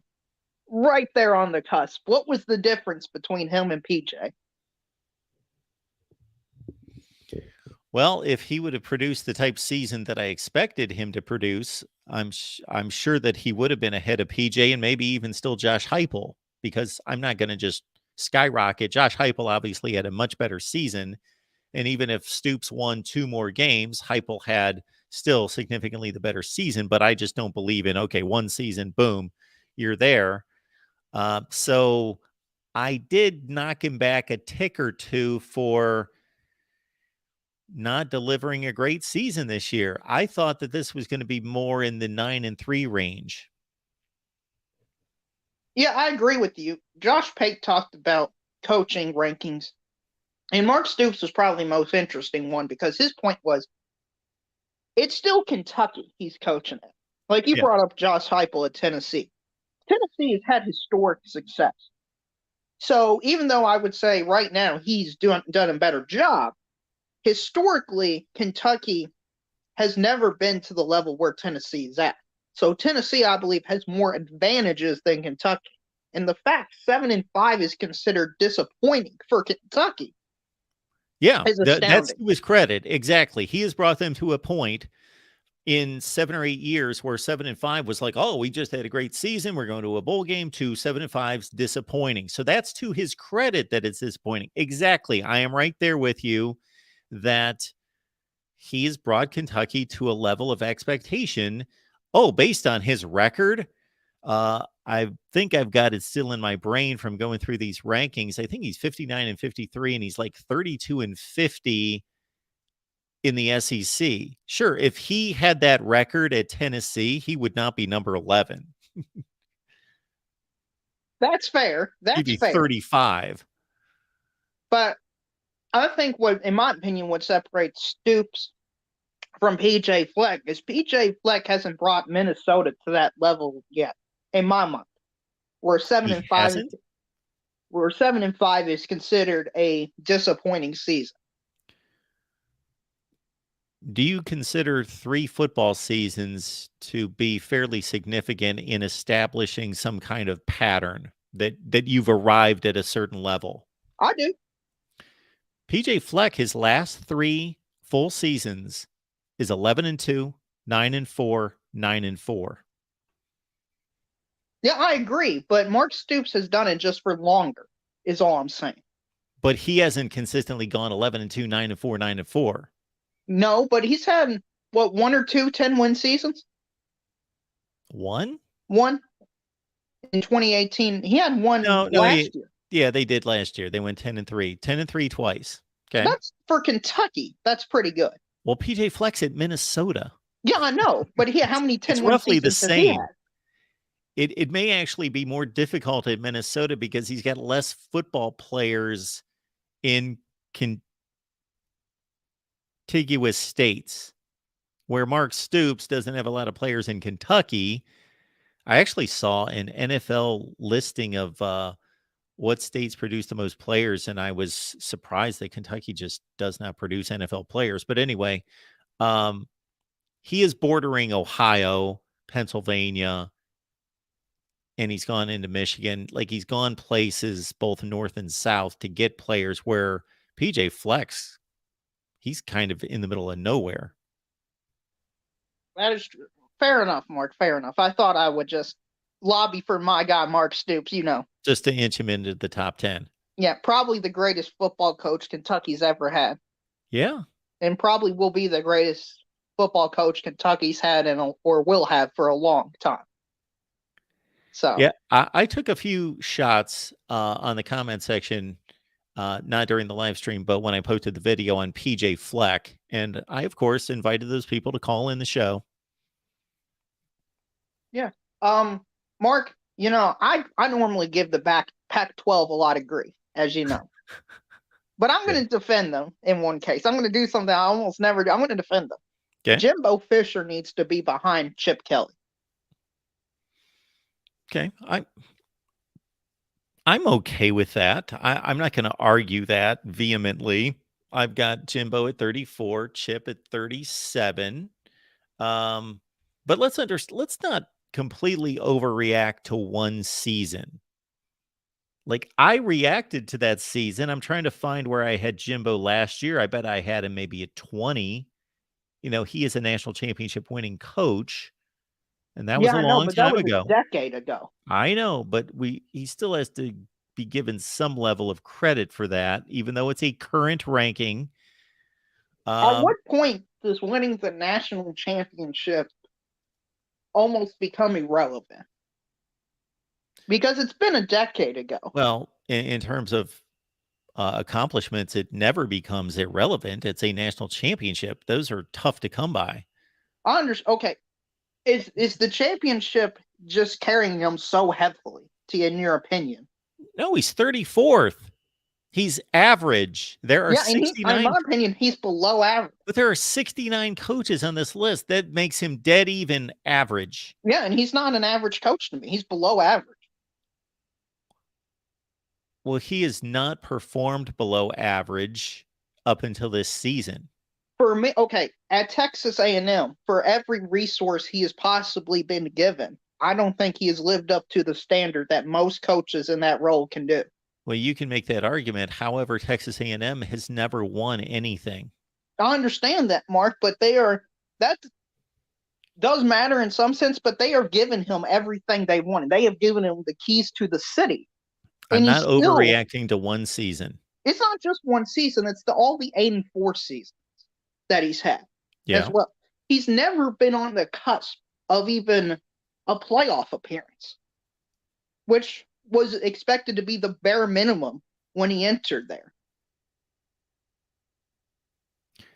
But I don't want to let the amount of money that he's being paid get in the way of how I'm ranking him. I'm not ranking like I evaluate Texas A&M making a poor decision. I made the comment, I don't know if you were on the line yet, that if Jimbo Fisher had been handed, like Texas A&M has handcuffed itself by the amount of money that they gave Jimbo Fisher. If they would have given him something reasonable, like, okay, you're a top coach, but you got to prove something. We're going to give you a limited contract, 4 years, $7.5 million a year. You're still a top 5 to 10 paid coach, but you got to do it here. They would be able to buy themselves out of that, and he'd be gone. He'd probably be fired now. I would hope he'd be fired now. But they have handcuffed themselves by the amount of money. Yeah, that's not my fault or your fault. That's Texas A&M's fault that they're going to have, in my opinion, a below average coach for probably the next 5 years. So I'm not going to hold that against him. I'm ranking him basically saying, okay, here's a guy who had a great run at Florida State, albeit with great players that he recruited and had, a top level brand program there and won at a high level, left there and goes to Texas A&M. They back up the Brinks truck. He elevates their recruiting. They were already recruiting well, but he has upgraded it significantly from Kevin Sumlin. And I'm not just talking about the one NIL related number 1 class. Before that, Sumlin was bringing in top 15 classes. Jimbo was pushing top 5 classes. And he didn't win more than Sumlin. Sumlin was bringing in 7-5, 8-4 regular seasons too. So I was kind of waiting for, okay, when's the breakthrough? When's the breakthrough? When's the breakthrough? And it didn't come. Well, we have to give them some level of credit and him some level of credit for 9-1 and a top 5 finish and an Orange Bowl win in 2020 to some degree. Okay. Yeah, I get some credit, but we need to put that season in context, though. He wasn't exactly playing the elite of the elite that season. No. But if we looked at a lot of teams that produce those kind of records, they may have caught a break as well. Yeah, but I believe that season he only played, 1 or 2 teams that were above 500? Mm-hmm. That's not great. Now, I know it was an SEC-only schedule, but still. So where should Jimbo Fisher be ranked? 40s. Oh, you're knocking him down 6 spots. Okay, I'm catching hell for 6 spots. Now, that may sound significant, but I think you get this because we've had this conversation about a bunch of rankings in the past, including the top 25. Between 25 and 45, put a blanket over all those guys. It's close. Okay, well, let me ask you this. Next season, okay, going into it, what hope does Texas A&M have? Because for me, as an outsider of Texas A&M, as long as they got Jimbo Fisher as the head coach, I see no hope for them to do anything they want to do. If I had power at Texas A&M, if I was one of these big money guys or I was in the administration and, that buyout's obviously dropping considerably by the year. And I think they should take a lesson from what Wisconsin did with Paul Chryst. They didn't give him the entire buyout. They basically said, here's, it's supposed to be, let's say 21 million. They gave him like 14 million and said, be happy with this. We don't want to be in some big legal battle. Take it, go, bye. And he did. So They don't need to pay the $80 million. Make it $50. And $50 million to Texas A&M is probably the equivalent of $14 or $15 million at Wisconsin. Come up with that money. And if he doesn't deliver like a really strong season, and I'm thinking 9-3, top 15, they're playing tight games against Bama and whomever else is on their schedule that's tough. I don't know who they play in the East. If they're not delivering that kind of season, bye. Okay, I understand that, but if you're just an average fan, okay, and I was to give you between Notre Dame, who Marcus Freeman, you had ranked pretty low, and Texas A&M, I would argue that at least Notre Dame has hope as a fan base. Now, it may be unjustified hope, but at least they have hope. I don't see anybody from Texas A&M having any sort of hope, any sort of optimism. I think their spirits have just been crushed. Okay, you do bring up a good point here, and this is what makes these rankings tricky. And I try to be very authentic and transparent about this and let people know, I don't think I screwed up in any way, but to let people know, hey, this is a different way to look at it. And I try to be as consistent as possible. But it's almost like making rankings of teams where you can say, man, I truly think that 15 is better than 18, and that's why I put them there. But I kind of think 21 is better than 18, where it's so close and they all have different strengths and weaknesses. And what I'm getting at is what you just brought up about Marcus Freeman, because I try to rank these coaches in the order in which I would hire them today. I don't think about that really. I'm thinking more about what their last season looked like and what's the trajectory of the program. But I also want it to fit into how would I hire them in order today to coach one season? Like, obviously, Nick Saban's only got so many years left and you'd want to hire a younger coach, blah, blah, blah. But to coach one season. And I would rather have Marcus Freeman be my head coach than Jimbo Fisher. So I will concede that. Okay, and I looked up Texas A&M's East opponents. They have to travel to Knoxville, and they get South Carolina at home. Yeah. They could go 0-2 in that stretch. Yeah. It's not out of the realm of possibility. I mean, Texas A&M is just a complete unmitigated disaster, I think. And I think there's such cultural problems with Texas A&M that you almost have to strip it all down. Like Mario Cristobal at Miami. Yes, I think that's how deep-rooted the problems are. I think they're just so injected into the program. It needs a complete reset. And I think Jimbo Fisher is a large portion to blame of it. I still think when you walk on campus at Miami or Texas A&M, even if you believe, and Mike Norvell had to deal with that at Florida State, you still have so many advantages at your disposal, especially at Texas A&M, that you can tear down the program, and you should still be able to have enough talent on the roster to be competent and go to bowl games. And that's one reason why I really was disappointed in Mario Cristobal's Miami season. Yeah, I would agree with you, Mario Cristobal. He might not be the answer because it looks like they got out hustled by Middle Tennessee. That should be unacceptable. That's the type of cultural problems I'm talking about. When you're being competitive against Middle Tennessee, UMass, and stuff like that, that's not a good look for your program. To me, that's just not a football recruiting issue. That is a culture issue. That is a lack of respect. That is a lack of effort for the game itself. This is just one little nugget, but I am going to put this on the side of Jimbo Fisher. They had everything not to play for the last game of the season. They had lost 6 consecutive games, and they were playing an LSU team that was still eligible to make the college football playoff. They had 2 losses, and they were going to Atlanta the next week. They would have been in the college football playoff. They were still playing, for everything. And they went to Texas A&M, and the Aggies, he had a dead season, dead football team why are we even showing up? And they won that game. That is true. So I guess he does deserve some credit for that, but there was a lot of bad. Sure. And that might have been literally the only bright spot in their season. And them playing within one play of Alabama. Yeah, that too. But, Mark, there is one other thing where there's not a whole lot of bright spots, and that's just the Pac-12 as a whole, Mark. Do you think in 2 years' time the words Pac-12 will even be mentioned as a conference, or are they just going to go away?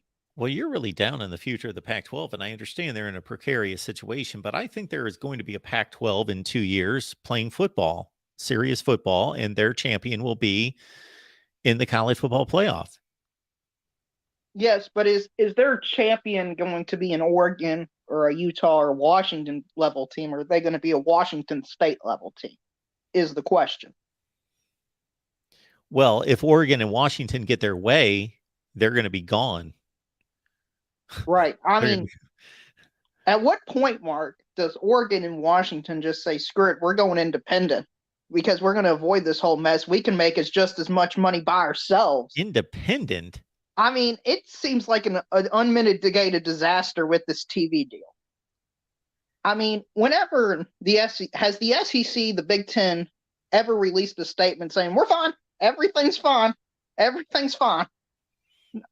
Companies who are in good shape don't release statements like that, Mark. I'm sorry. I just don't believe it. No, it's damage control. Sure.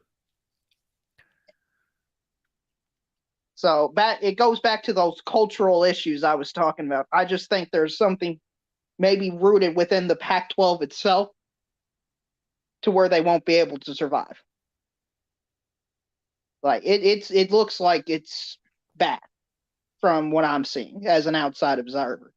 The fact that their TV deal is probably going to be mostly on Amazon. I mean, how many people even watch the pros on Amazon?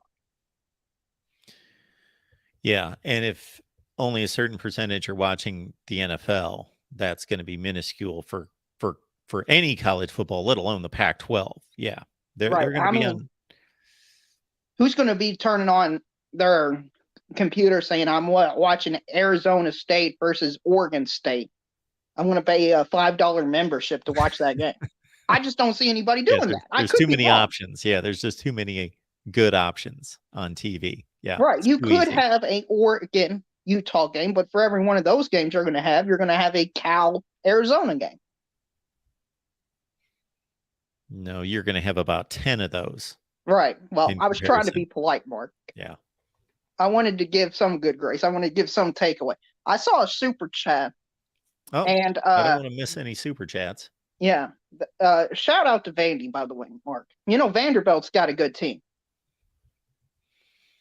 Well, they're about as good as Texas A&M. Well, that's why I saw with the super chat. Tim sent in a super chat. I didn't see that one. Jason says, hello, Mark. Let's catch that real quick. Jason, thank you for the contribution. Jason. Appreciate that. Oh, did Mark Stoops lose to Vandy, top 10? Hey, Vandy was a decent team last year, Mark. I don't know if they were decent. Hey, 5-7. They got 2 SEC wins. You're piling on A&M, then you're turning around talking about how great Vandy is. Well, by transitive property laws, Mark, okay? Vandy beat Florida. Florida beat Utah. So, by transitive property laws, aren't they really the Pac-12 champions? Yeah, you're taking that to an extreme. I only take it though. I had Jimbo Fisher. It's popping up on my feed. I've been showing myself I've been having that role from last year. I had Jimbo at 7 last year. Wow. See, I dropped him from 7 to 34. I have a feeling he'll continue to go down the more and more years they play football over there with him as head coach. And you know how most people do these rankings. And after I say this, I got to let you go unless you've got one other thing to say, is that I'm not in that whole national championship. You line those guys up at the top, because in all the coaches rankings that I've seen for years and years and years, like Jimbo Fisher's been given this like top 5 status because he won a national championship. Yeah, I think you're exactly right, Mark. And thank you for having me on your show. Thanks, DeReal. Appreciate it. Welcome in, everyone, to the Voice of College Football. We got 2 other callers on the line. Please give us a call if you would like to talk some college football and specifically our coaches' rankings. I would, let's see, looking at last year's coaches' rankings and watching the video here, we had 11,000 views. So hopefully we can do better than that this year. All right, let's keep it rolling here. Tim Prangley, yes. Didn't Mark Stoops lose to Vandy? But Tim, of course, my rankings are flawless, right? Yes. All right, we got Ben on the line. Hey, Mark, how's it going, man? I'm doing well. How are you? Good. It's been a little while. I know it. Hey, I don't know how you even begin to do these coaching rankings. Well, thank you. I mean, I don't know how you, and I don't mean that as an insult. I mean, it's got to be a difficult job because how do you take? I mean, like, for instance, you have Saban in Alabama, you have him at number 1. You put him at, like, somebody like Wake Forest. You put him at Appalachian State. He's not going to be winning national championships. How do you account for that? Like, the program. I mean, even with, like, Michigan, you have Jimbo. I mean, like, you have Jim Harbaugh. Michigan's a more elite program. But it's not even the Michigan that we would look at. Now, if we were to accurately look at, like you were talking about earlier, like Ohio State, I don't know how Ohio State does it still, because the North doesn't get the kids like they used to. It's changed. Like well, they do. I don't know how they do it, but I mean, even coming out of Ohio's not pumping out the kids they used to pump out. The pipeline's not as strong. So Ohio's, I don't know how. I mean, I would love to have that recruiting that Ohio State's. As a Michigan fan, I have to be envious of how Ohio State recruits. But and that's another thing. I'm wondering how, too. Where do you how much emphasis do you put on like recruiting? Oh, so here's kind of my rundown. You're right. This is the most difficult set of rankings to do for any sport at any level. Like if we were ranking NFL head coaches, they all have the same resources generally. The same system. It's all very cookie cutter, the same. So you can just say, oh, well, who's doing the best with what they've got, and who's just flat out doing the best. And you could take that to every other sport. But in this sport, Ryan Day and Pat Fitzgerald are in the same conference. Clark Lee at Vandy and Nick Saban are in the same conference. Kirby Smart and Clark Lee at Vandy are in the same division, and their level of resources and finances are like in completely different universes. Yeah, I take that heavily into consideration, and that's why up until these last couple seasons where Pat Fitzgerald has just fallen off the rails, I had him ranked in the top 10 in the country because I thought he was exceptional considering what he had to deal with and the challenges and the academic standards. Yeah, I mean, I agree. I mean, you can't. I think with Northwestern too, it's not just a recruiting issue. It's, I mean, he's kind of your recruiting is tied, like other colleges, don't have. I mean, even if you wanted recruits, their academic standards kind of change that.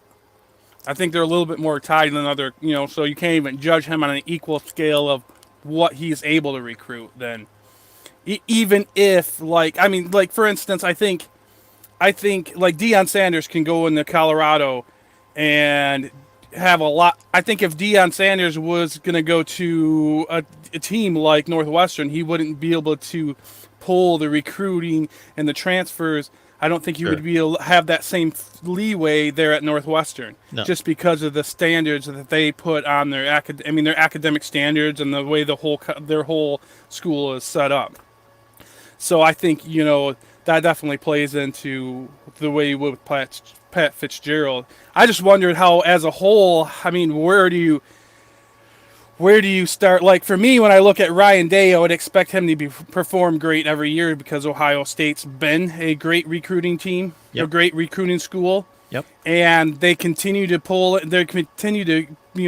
be averaging top 5 recruiting or better. What are they? Probably the top 5 to number 1 recruiting school in college football.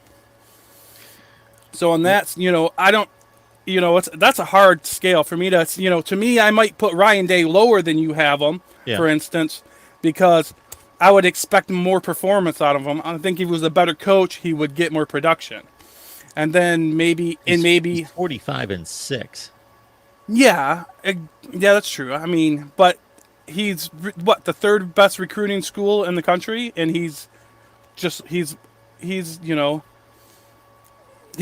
I don't know. I mean, well, you bring up a good point, because I do try to look when it comes to recruiting, and I do take recruiting into consideration to a certain extent, especially for newer coaches like Brent Venables at Oklahoma. They had a bad season his first year, but he's recruiting extremely well. Now, if he recruits top 5 classes for 5 years and they go 6-6 every year, I don't care what his recruiting classes are.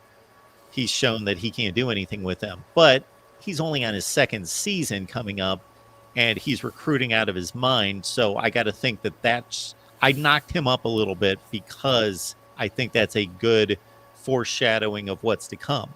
Now, Brent Venables bringing in a top 5 class at Oklahoma isn't out of the realm of possibility, but it is slightly, it's a decided upgrade from what Lincoln Riley and certainly Bob Stoops did at Oklahoma. So I give him some credit, and I'm not just thinking, okay, the place is recruiting itself. Where Ryan Day, to your point, you could almost argue the place recruits itself to a certain extent. And I'm not like picking.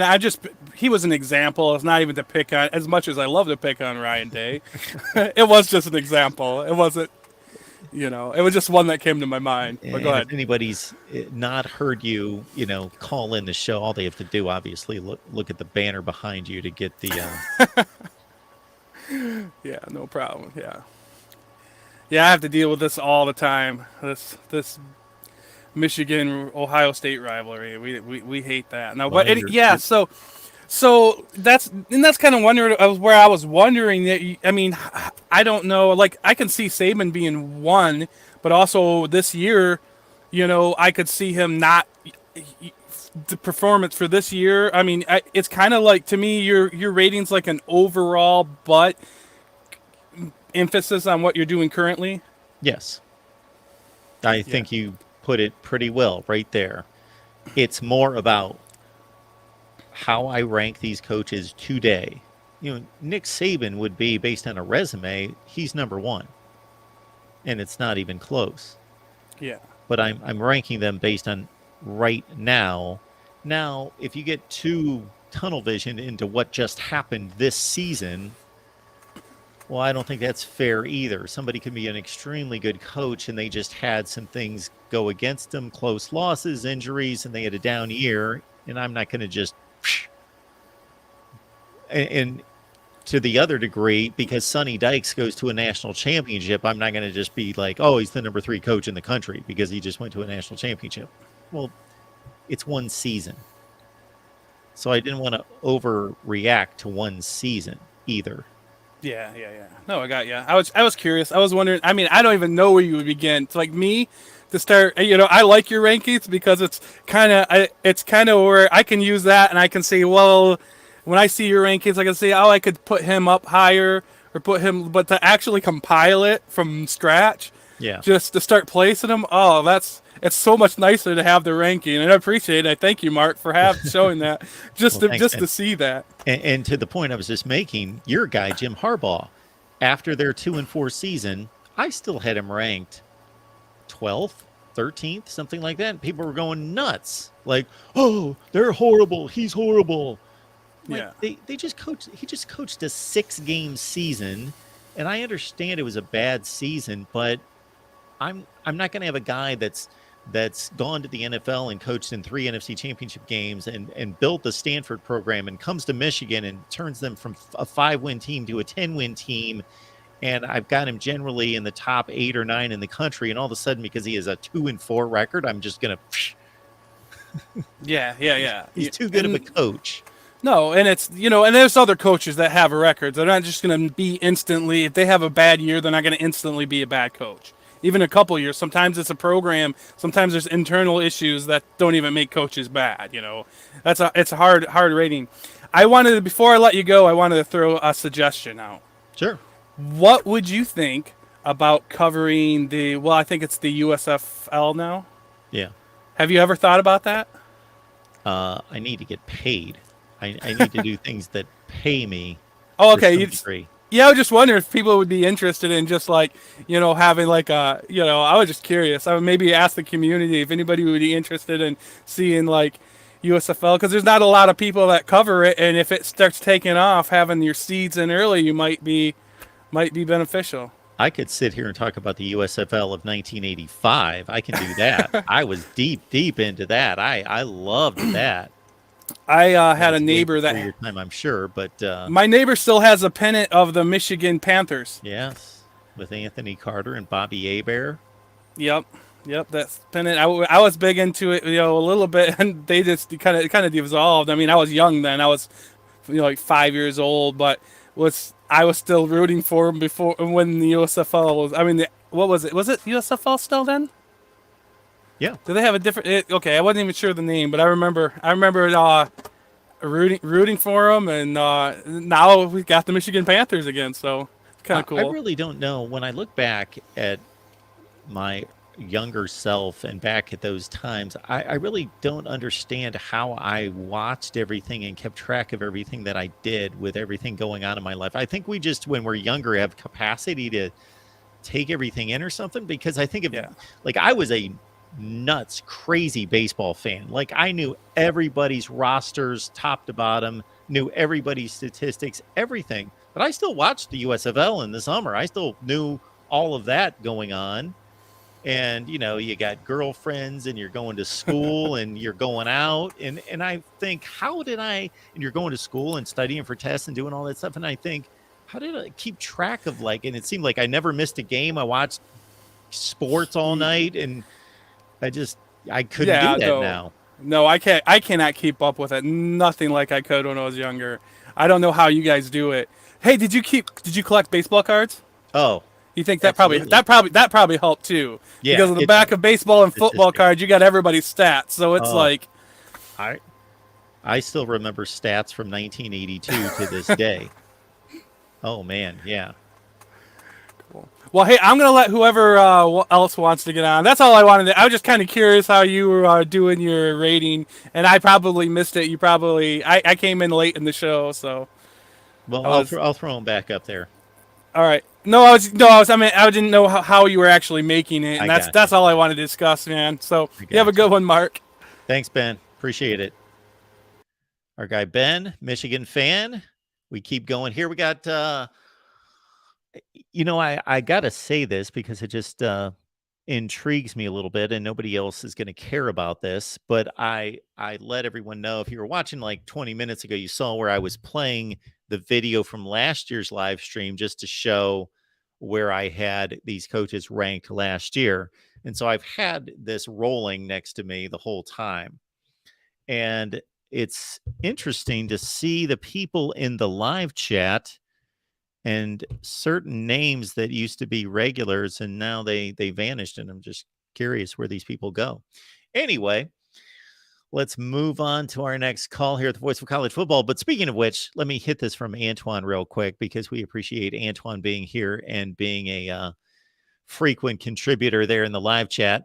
Just like Mark was fixated. Am I really fixated on how Michigan can be in front of Ohio State? Look how long some of these players are in the system. Ohio State might have to play a veteran team every year. Okay. Will's joining us tonight. Will, what's going on? What's going on, Mark? Oh, just doing what I do. Mm-hmm. Mark, I look at your list, and I always find it fascinating to see which names that had good years this year are going to stay good and which are going to drop off. So. Yeah. It's interesting to see, if Mike Elko can keep it going at Duke, maybe get a ACC championship berth this year. And also guys like Joey McGuire as well that are also on the list, and Dan Lanning. And it'll be interesting to see if Marcus Freeman hopefully can come up on the list, even though he's being handcuffed by his own administration. So Yes, he is. I know you and the rest of the Notre Dame contingent are not happy about that. Yeah, I'm starting to get over it, but yeah, hopefully the play calling's good. I'm confident about the quarterback development with the guy that we got from Cincinnati, but yeah. But also a coach that another coach is the why is his name escaping me? The Washington coach. I also think he's also a coach to see if he can move it, like one of the guys that can maybe eventually move into the top 10. So Kalen DeBoer. Yeah. Yep. Which I inadvertently I was just typing like a madman, and just Fresno State came out of my mind because, of course, he was there before Washington, and that's what was in my head. But yes, Kalen DeBoer, Washington, coming off 11-2 and a top 10 finish. Did Sam Pittman drop much? He's at 16 now. I think I had him 13 or 14. Okay. Yeah, I was surprised that they didn't do as well as they did last year. I mean, their schedule was tough. I mean, the SEC West was a little deeper this year with LSU being good again, unfortunately. Yeah, really tough schedule. Although A&M was down. And KJ Jefferson was out, his quarterback, for at least a few of those losses. It'll be fun to say that Hugh Freeze will be interesting to see if he only had success at Ole Miss because he cheated, or he's actually a good head coach in the Power 5 level. Yeah, I don't understand why he always was at the top of everybody's list for an SEC job. Anytime there was an SEC job, Hugh Freeze. We'll see. Because you can win at Auburn, so. Yeah. Also, Lance Leipold will be interesting to see if he can get Kansas to 7 wins, and then maybe to 8 wins in a couple more years as well. If he can be the Matt Campbell of Kansas. Yeah. Yeah. And Sark as well at Texas. He better make the Big 12 championship game at least this year. I mean, I feel like they should win it, but I think they're the best team in the conference. But it feels like Sark does a really good job at doing more with less. So less with more. I'm with you. Yeah, and it'll be interesting to see how BYU does in the conference as well. Oh, I am fascinated to see this competition between BYU, Houston, Cincinnati, and UCF, because I think it's fairly even right now. But who's going to adapt to a Power 5 schedule the best? Kansas State as well. Their coach, Kleiman. Yep. Yeah. I'm surprised you have Dave Doran that high. I checked out where I had him last year, and I didn't move him, actually. Like, I didn't look at last year's and making this year's, but I had him at 27. Yeah, I've actually produced a couple videos. Now, this was a few years ago that I thought Dave Doran should be fired. But he's had 3 nice seasons in a row. Like this last year, maybe not so much, but he did lose Devin Leary early. Fair. Ben with the super chat. All right. What do we get out of Ben here? Ben, appreciate you being here. Thanks for the show tonight, Mark. Could you ask Will where he thinks Notre Dame quarterback is going to be ranked this year? Oh, that was a whole thing off season. I was mad with how low Tyler Buchner was ranked. Where he was ranked by who? By college football people on like 247 websites like that before the season. I thought he should have at least been top 20, but before the season. All right. Well, I'll deliver my rankings at some point, and Sam Hartman's going to be rather high. Yeah, top 5 probably. Yeah. I saw he has the 3rd best odds to win the Heisman according to some. Okay. So, all right. Yeah. Even I thought that was coordinator? Even I thought that was pretty high, but that is really high. Yeah. Shane Beamer's another one that could get into the top 10 as well. Going back to top 10. Well, I said he could in the next year if things go right in the next 3 years. Yeah, he could. He could. Yeah. All right, Will. Anything else? Nothing much. I just really hoping that the quarterback coach and the Jared Parker combination goes well, and the Irish can. I mean, making the playoff is going to be tough with the schedule, but at least a New Year's Six bowl win. That's what I want. A New Year's Six bowl win or a playoff appearance would satisfy me. Clemson, Ohio State, USC. Yeah. Yeah. All right, Will. All right, excited for the trivia contest too. Yes, we're going to do some trivia. So what Will's alluding to, if you weren't here, or I know that I was being mysterious about this for about a month. I just kept saying the Oreo challenge, the great Oreo challenge is coming. So basically, I'm going to be taking trivia questions tomorrow night. And for every trivia question that I miss, I have to eat an Oreo. There are 52 double stuffed Oreos in here. I may eat them all if the trivia questions are extremely tough. And I would like everyone to play at home. So for example, the way I envision this is Will's calling. I bring him in and he's, and pick your dessert of choice. You don't have to lock in on the Oreos. You can bring in whatever you want. And let's say we're 10 questions deep and Will's like, I got 5 out of 10. I had to eat 5 Doritos or whatever. And that's where we stand. But you can just play along if you are not a dessert person, or certainly I don't want to be moving anybody closer to diabetes at all or anything like that. So, do what you can and do what's you're comfortable doing. Yeah, definitely going to be fun. I'm going to, if I can be there, I'll definitely play along for sure.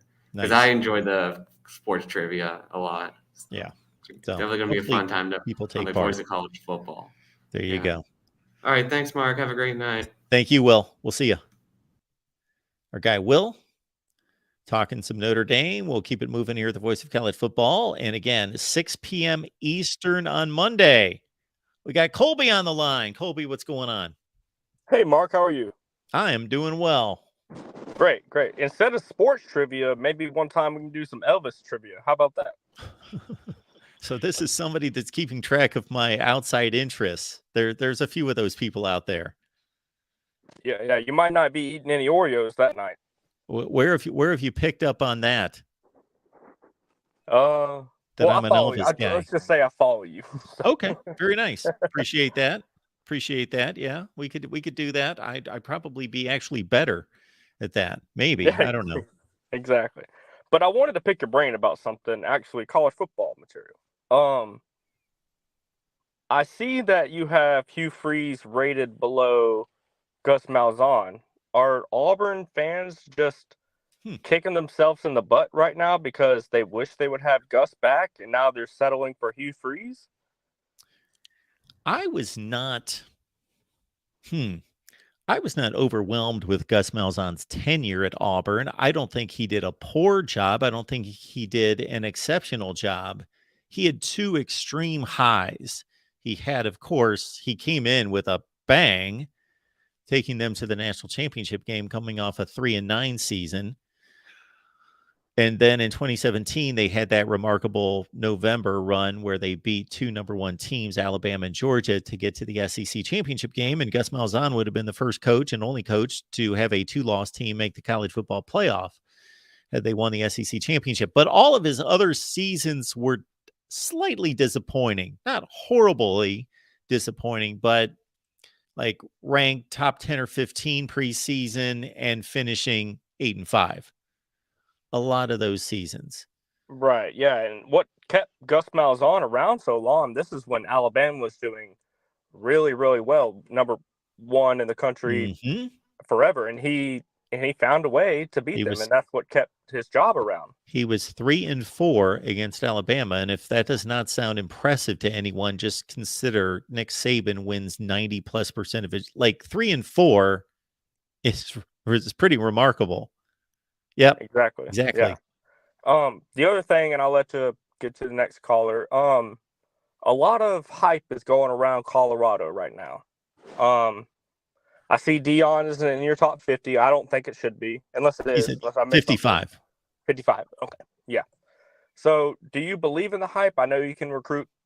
Probably he can't recruit at the average of the best, but he can obviously go out and handpick a number one like Kamari McLean and Travis Hunter. I believe that's his name. Yeah. So how do you think he will do there in his first season? Not talking about, I think he will do there well in the long run, unless he goes somewhere else. But what do you think about his first year there? Like an over and under kind of thing on wins at for one thing, Colorado? They have a difficult schedule. Yes, they have a really hard schedule. TCU and Nebraska non-conference, and I don't know what their other non-conference. I don't think they have a cream puff. I believe they play Utah as well. Pardon me? I believe they play Utah as well. Well, yeah, they always play Utah, but I mean in their non-conference, yeah, they play USC and Utah, etc. I would say that my expectations for Deion Sanders in year one is simply that they play competitive football. I wouldn't even put a win total on it. They were that horrendous last year where they were losing by 40 and 50 points every week. Like he could go 2-10, but if they're playing games competitively, they're losing by 2 touchdowns, 10 points. That's a significant upgrade. Like he's taking over the worst team in the country. Yeah, one win last year. Yeah. Now, long term, I think it's an expectation that he's going 8-4. 4 years from now. See, dude, I don't think they're gonna. A lot of people are hyping them up, like, yeah, they're gonna make a bowl game this year. They're gonna get to 9 wins, like you just said. See, I just don't see that happening this year, at least. Yeah, I don't see that much of an improvement, but it's possible. But anyway, I just wanted to pick your brain about it, Mark. And you can do anything but lay off my blue suede shoes. All right. There it is, Colby. All right. See you. Have a good one, man. We'll see you. All right, let's keep it moving here at the Voice of College Football. I want to remind everyone that we will be here Monday night at 6 p.m. Eastern Time. We got Randy on the line. What's going on, man? Good evening, everybody. How we doing? Doing well. I just kicking back here. I'm doing good, man. It's a Sunday, so got finished up with some golf coverage a little earlier this afternoon and turned my attention to your show at 6p. So gave me something to look forward to after watching the little white ball for a little while. Nice. The reason I was calling in, and I know these are first world problems, not even problems, but first world opportunities, because I was calling in because even though you have Kirby at number 1, I think there's probably an argument to be made that he still is not being perceived nationally maybe the way he should be. And that's not because of production or anything like that, just simply because if you're a national college football fan and you don't follow the SEC as someone down here would, then maybe you don't realize exactly what he did with the program this year and the things that even a number 1 Georgia had to work through to achieve what they achieved this season. So I mean, he was crowned SEC Coach of the Year this year. He was a finalist, I believe, for the national award, or at least was in consideration, but he didn't win it. But coming off of last year's team, I mean, that team lost 15 in the draft. Everybody knows about that. They also lost another 10 to transfer. He lost his defensive coordinator. So to be able to take that, mold it into a unit that hit the field this year without being the guys the previous season, get them to play up to their potential and get back and win the national championship. I just think there's a lot to be said for that. So I agree with your ranking completely. I mean, he today is the number 1 coach in the sport. Now, obviously this can be a year-to-year thing, but I just think that even with the recognition he's received, if you really dig into it, he did a lot to make sure that Georgia stayed where they are. And I know that going forward, let's say Georgia wins 11 or 12 games, they go to the playoff, they lose in the semifinal, let's say. I may still rank him number one next year. Probably will. I'm not going to consider that necessarily, unless Saban. If Saban wins a national championship, I may flip flop him. But I think I try to take things into context and also look beyond just flat out wins and losses per se, even though you obviously start with the wins and losses, and then looking at what you pointed to at the beginning of the call was kind of the national awards that come out. As you well know, those are always going to go to the guy that took over the program and had a major jump, took somebody not expected to do well, and i.e., of course, Sonny Dykes, Mike Elko at Duke. They're going to get more attention because it's impressive to see somebody take over a bad football team and elevate them considerably.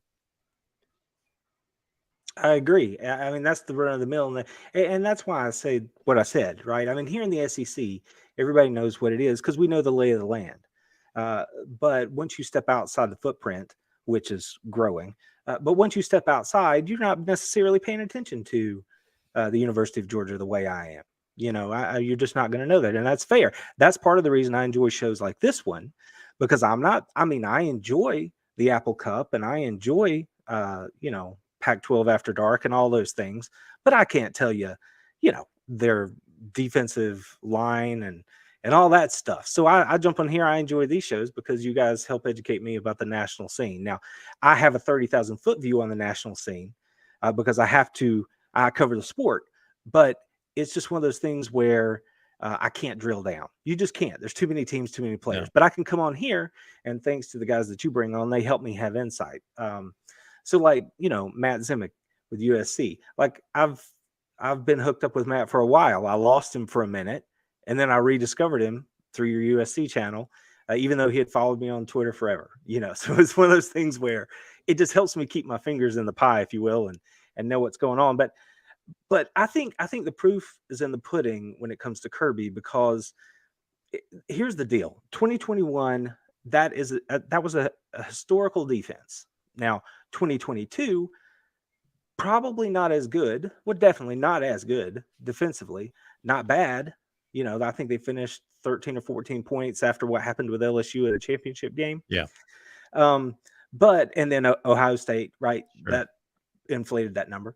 But the defense was good. And it's going to be, I think it's going to rival the 21 team here in 23. But that's another discussion. But the fact that he lost his DC last year, had to replace them. This is going to be the first opportunity he has to win a national title with a quarterback not named Stetson Bennett and an offensive coordinator not named Todd Monken. So he has some experience as, getting good people back in there in coordinator roles. But let's be honest, in 2016, 2017, there were misses at the coordinator positions. Now, that says nothing about how I feel about Bobo. I think he's going to be just fine. As a matter of fact, I think this Georgia offense is going to hum next year. But the proof will be in the pudding. Does he make another solid hire at coordinator? Get them in there. Keep the system. At this point, it's a system offensively for Georgia. Bobo is on the staff. They're going to continue that. Talent will take over. They will continue to work and develop. But if they go out and, it looks like a 1-game season, Tennessee, but let's say it's a 3-game season. Mississippi could be tricky. Tennessee's on the road. We always play Florida. Florida's down, but I can't help but respect them just a little bit. So if it's a 3-game season, odds are even if they drop one, they're still in the tournament with the Final Four. And, I think you'd have to do a lot to wreck it. But how good can they be? Can they achieve what they achieved this year with another conference championship? Can they get back and do the unprecedented at a three-peat. So I don't know. Again, I'm walking in high cotton over here, and I understand that. I lived through Rigoff and Jim Donnan 8-4, and I know, but I'm just saying it's interesting that you can be on top like he is, and still make a case that he's still not recognized nationally. Mm-hmm. Well, you pointed out a few things that he accomplished this year that add to his legacy, add to his credentials. Obviously, the championship, but beyond that, the loss of 5 first-rounders, 15 NFL draft picks, the loss of coordinators, the transitions that he's had to make. Well, when you look at, and this is why it's difficult sometimes to rank, even though we know Jimbo Fisher can coach a football team, even though that's being questioned more and more by the year, but he won 1 national championship. Mac Brown won 1 national championship. So there's some hesitancy and some doubt as to how much they delivered versus Jameis Winston, Vince Young. They had 1 shot. They had 1 team. Did that team just kind of carry that coach? But Kirby Smart now proves a second year with loss of players and coordinators, he does it. Now, if he's able to do it with another quarterback, then he shows he can do it with multiple quarterbacks. An Urban Meyer or a Nick Saban show that they can do it in multiple programs. That's a whole other dimension to that. And your point is very well taken. I mean, do you catch lightning in a bottle like with Cam Newton and Auburn? Yeah. Ed Orgeron, Joe Burrow. Right. Yeah. Exactly. Or is it the program? Is it what Kirby says it is, which is good bones, built to sustain, and then you do what you have to do. You make the investments and you carry it forward. And again, time will tell. The last time I was on, I told you, I don't think we're talking about dynasties or anything else right now. I just think that the opportunity is there for this team to be better.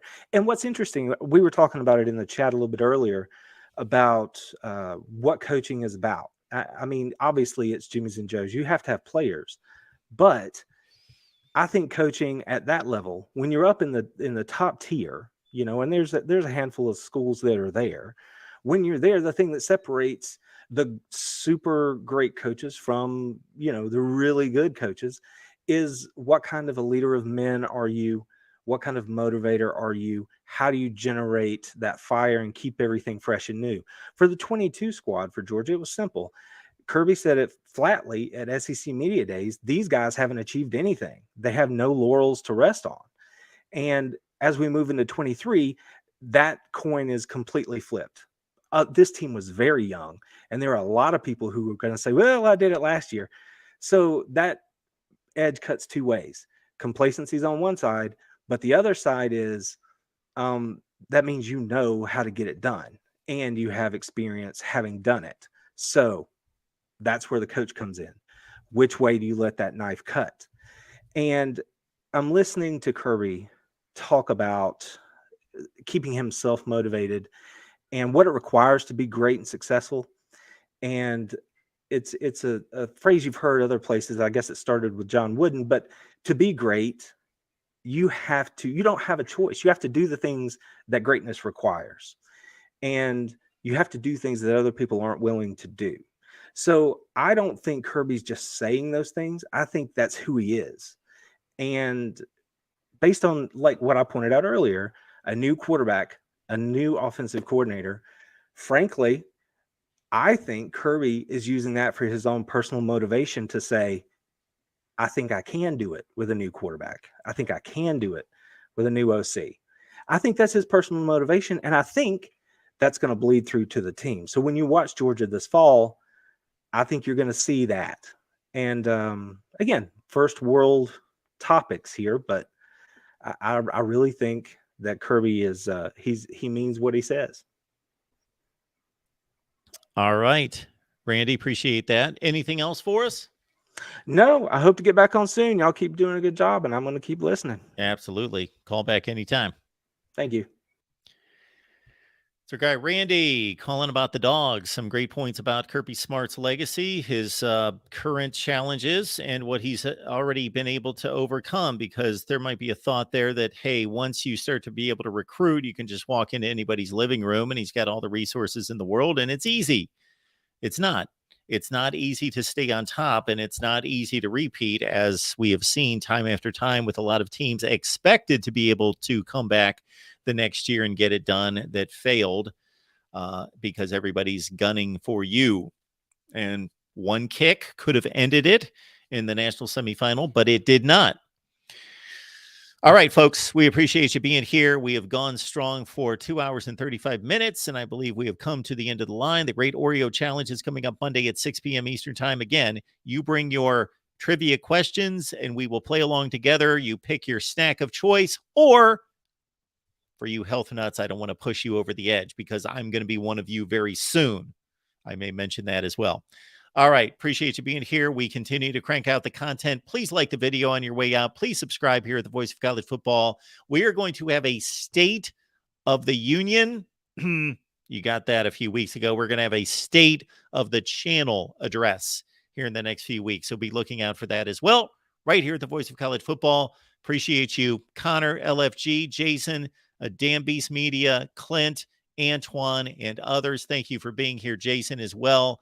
And all you regulars, and for the folks that are just finding us, please lock it in here. This is your place to be. We will see you Monday at 6. We also have a special edition of Oklahoma Sooners Live. It will be Monday at 4 Eastern on the Oklahoma channel. So we will see you then.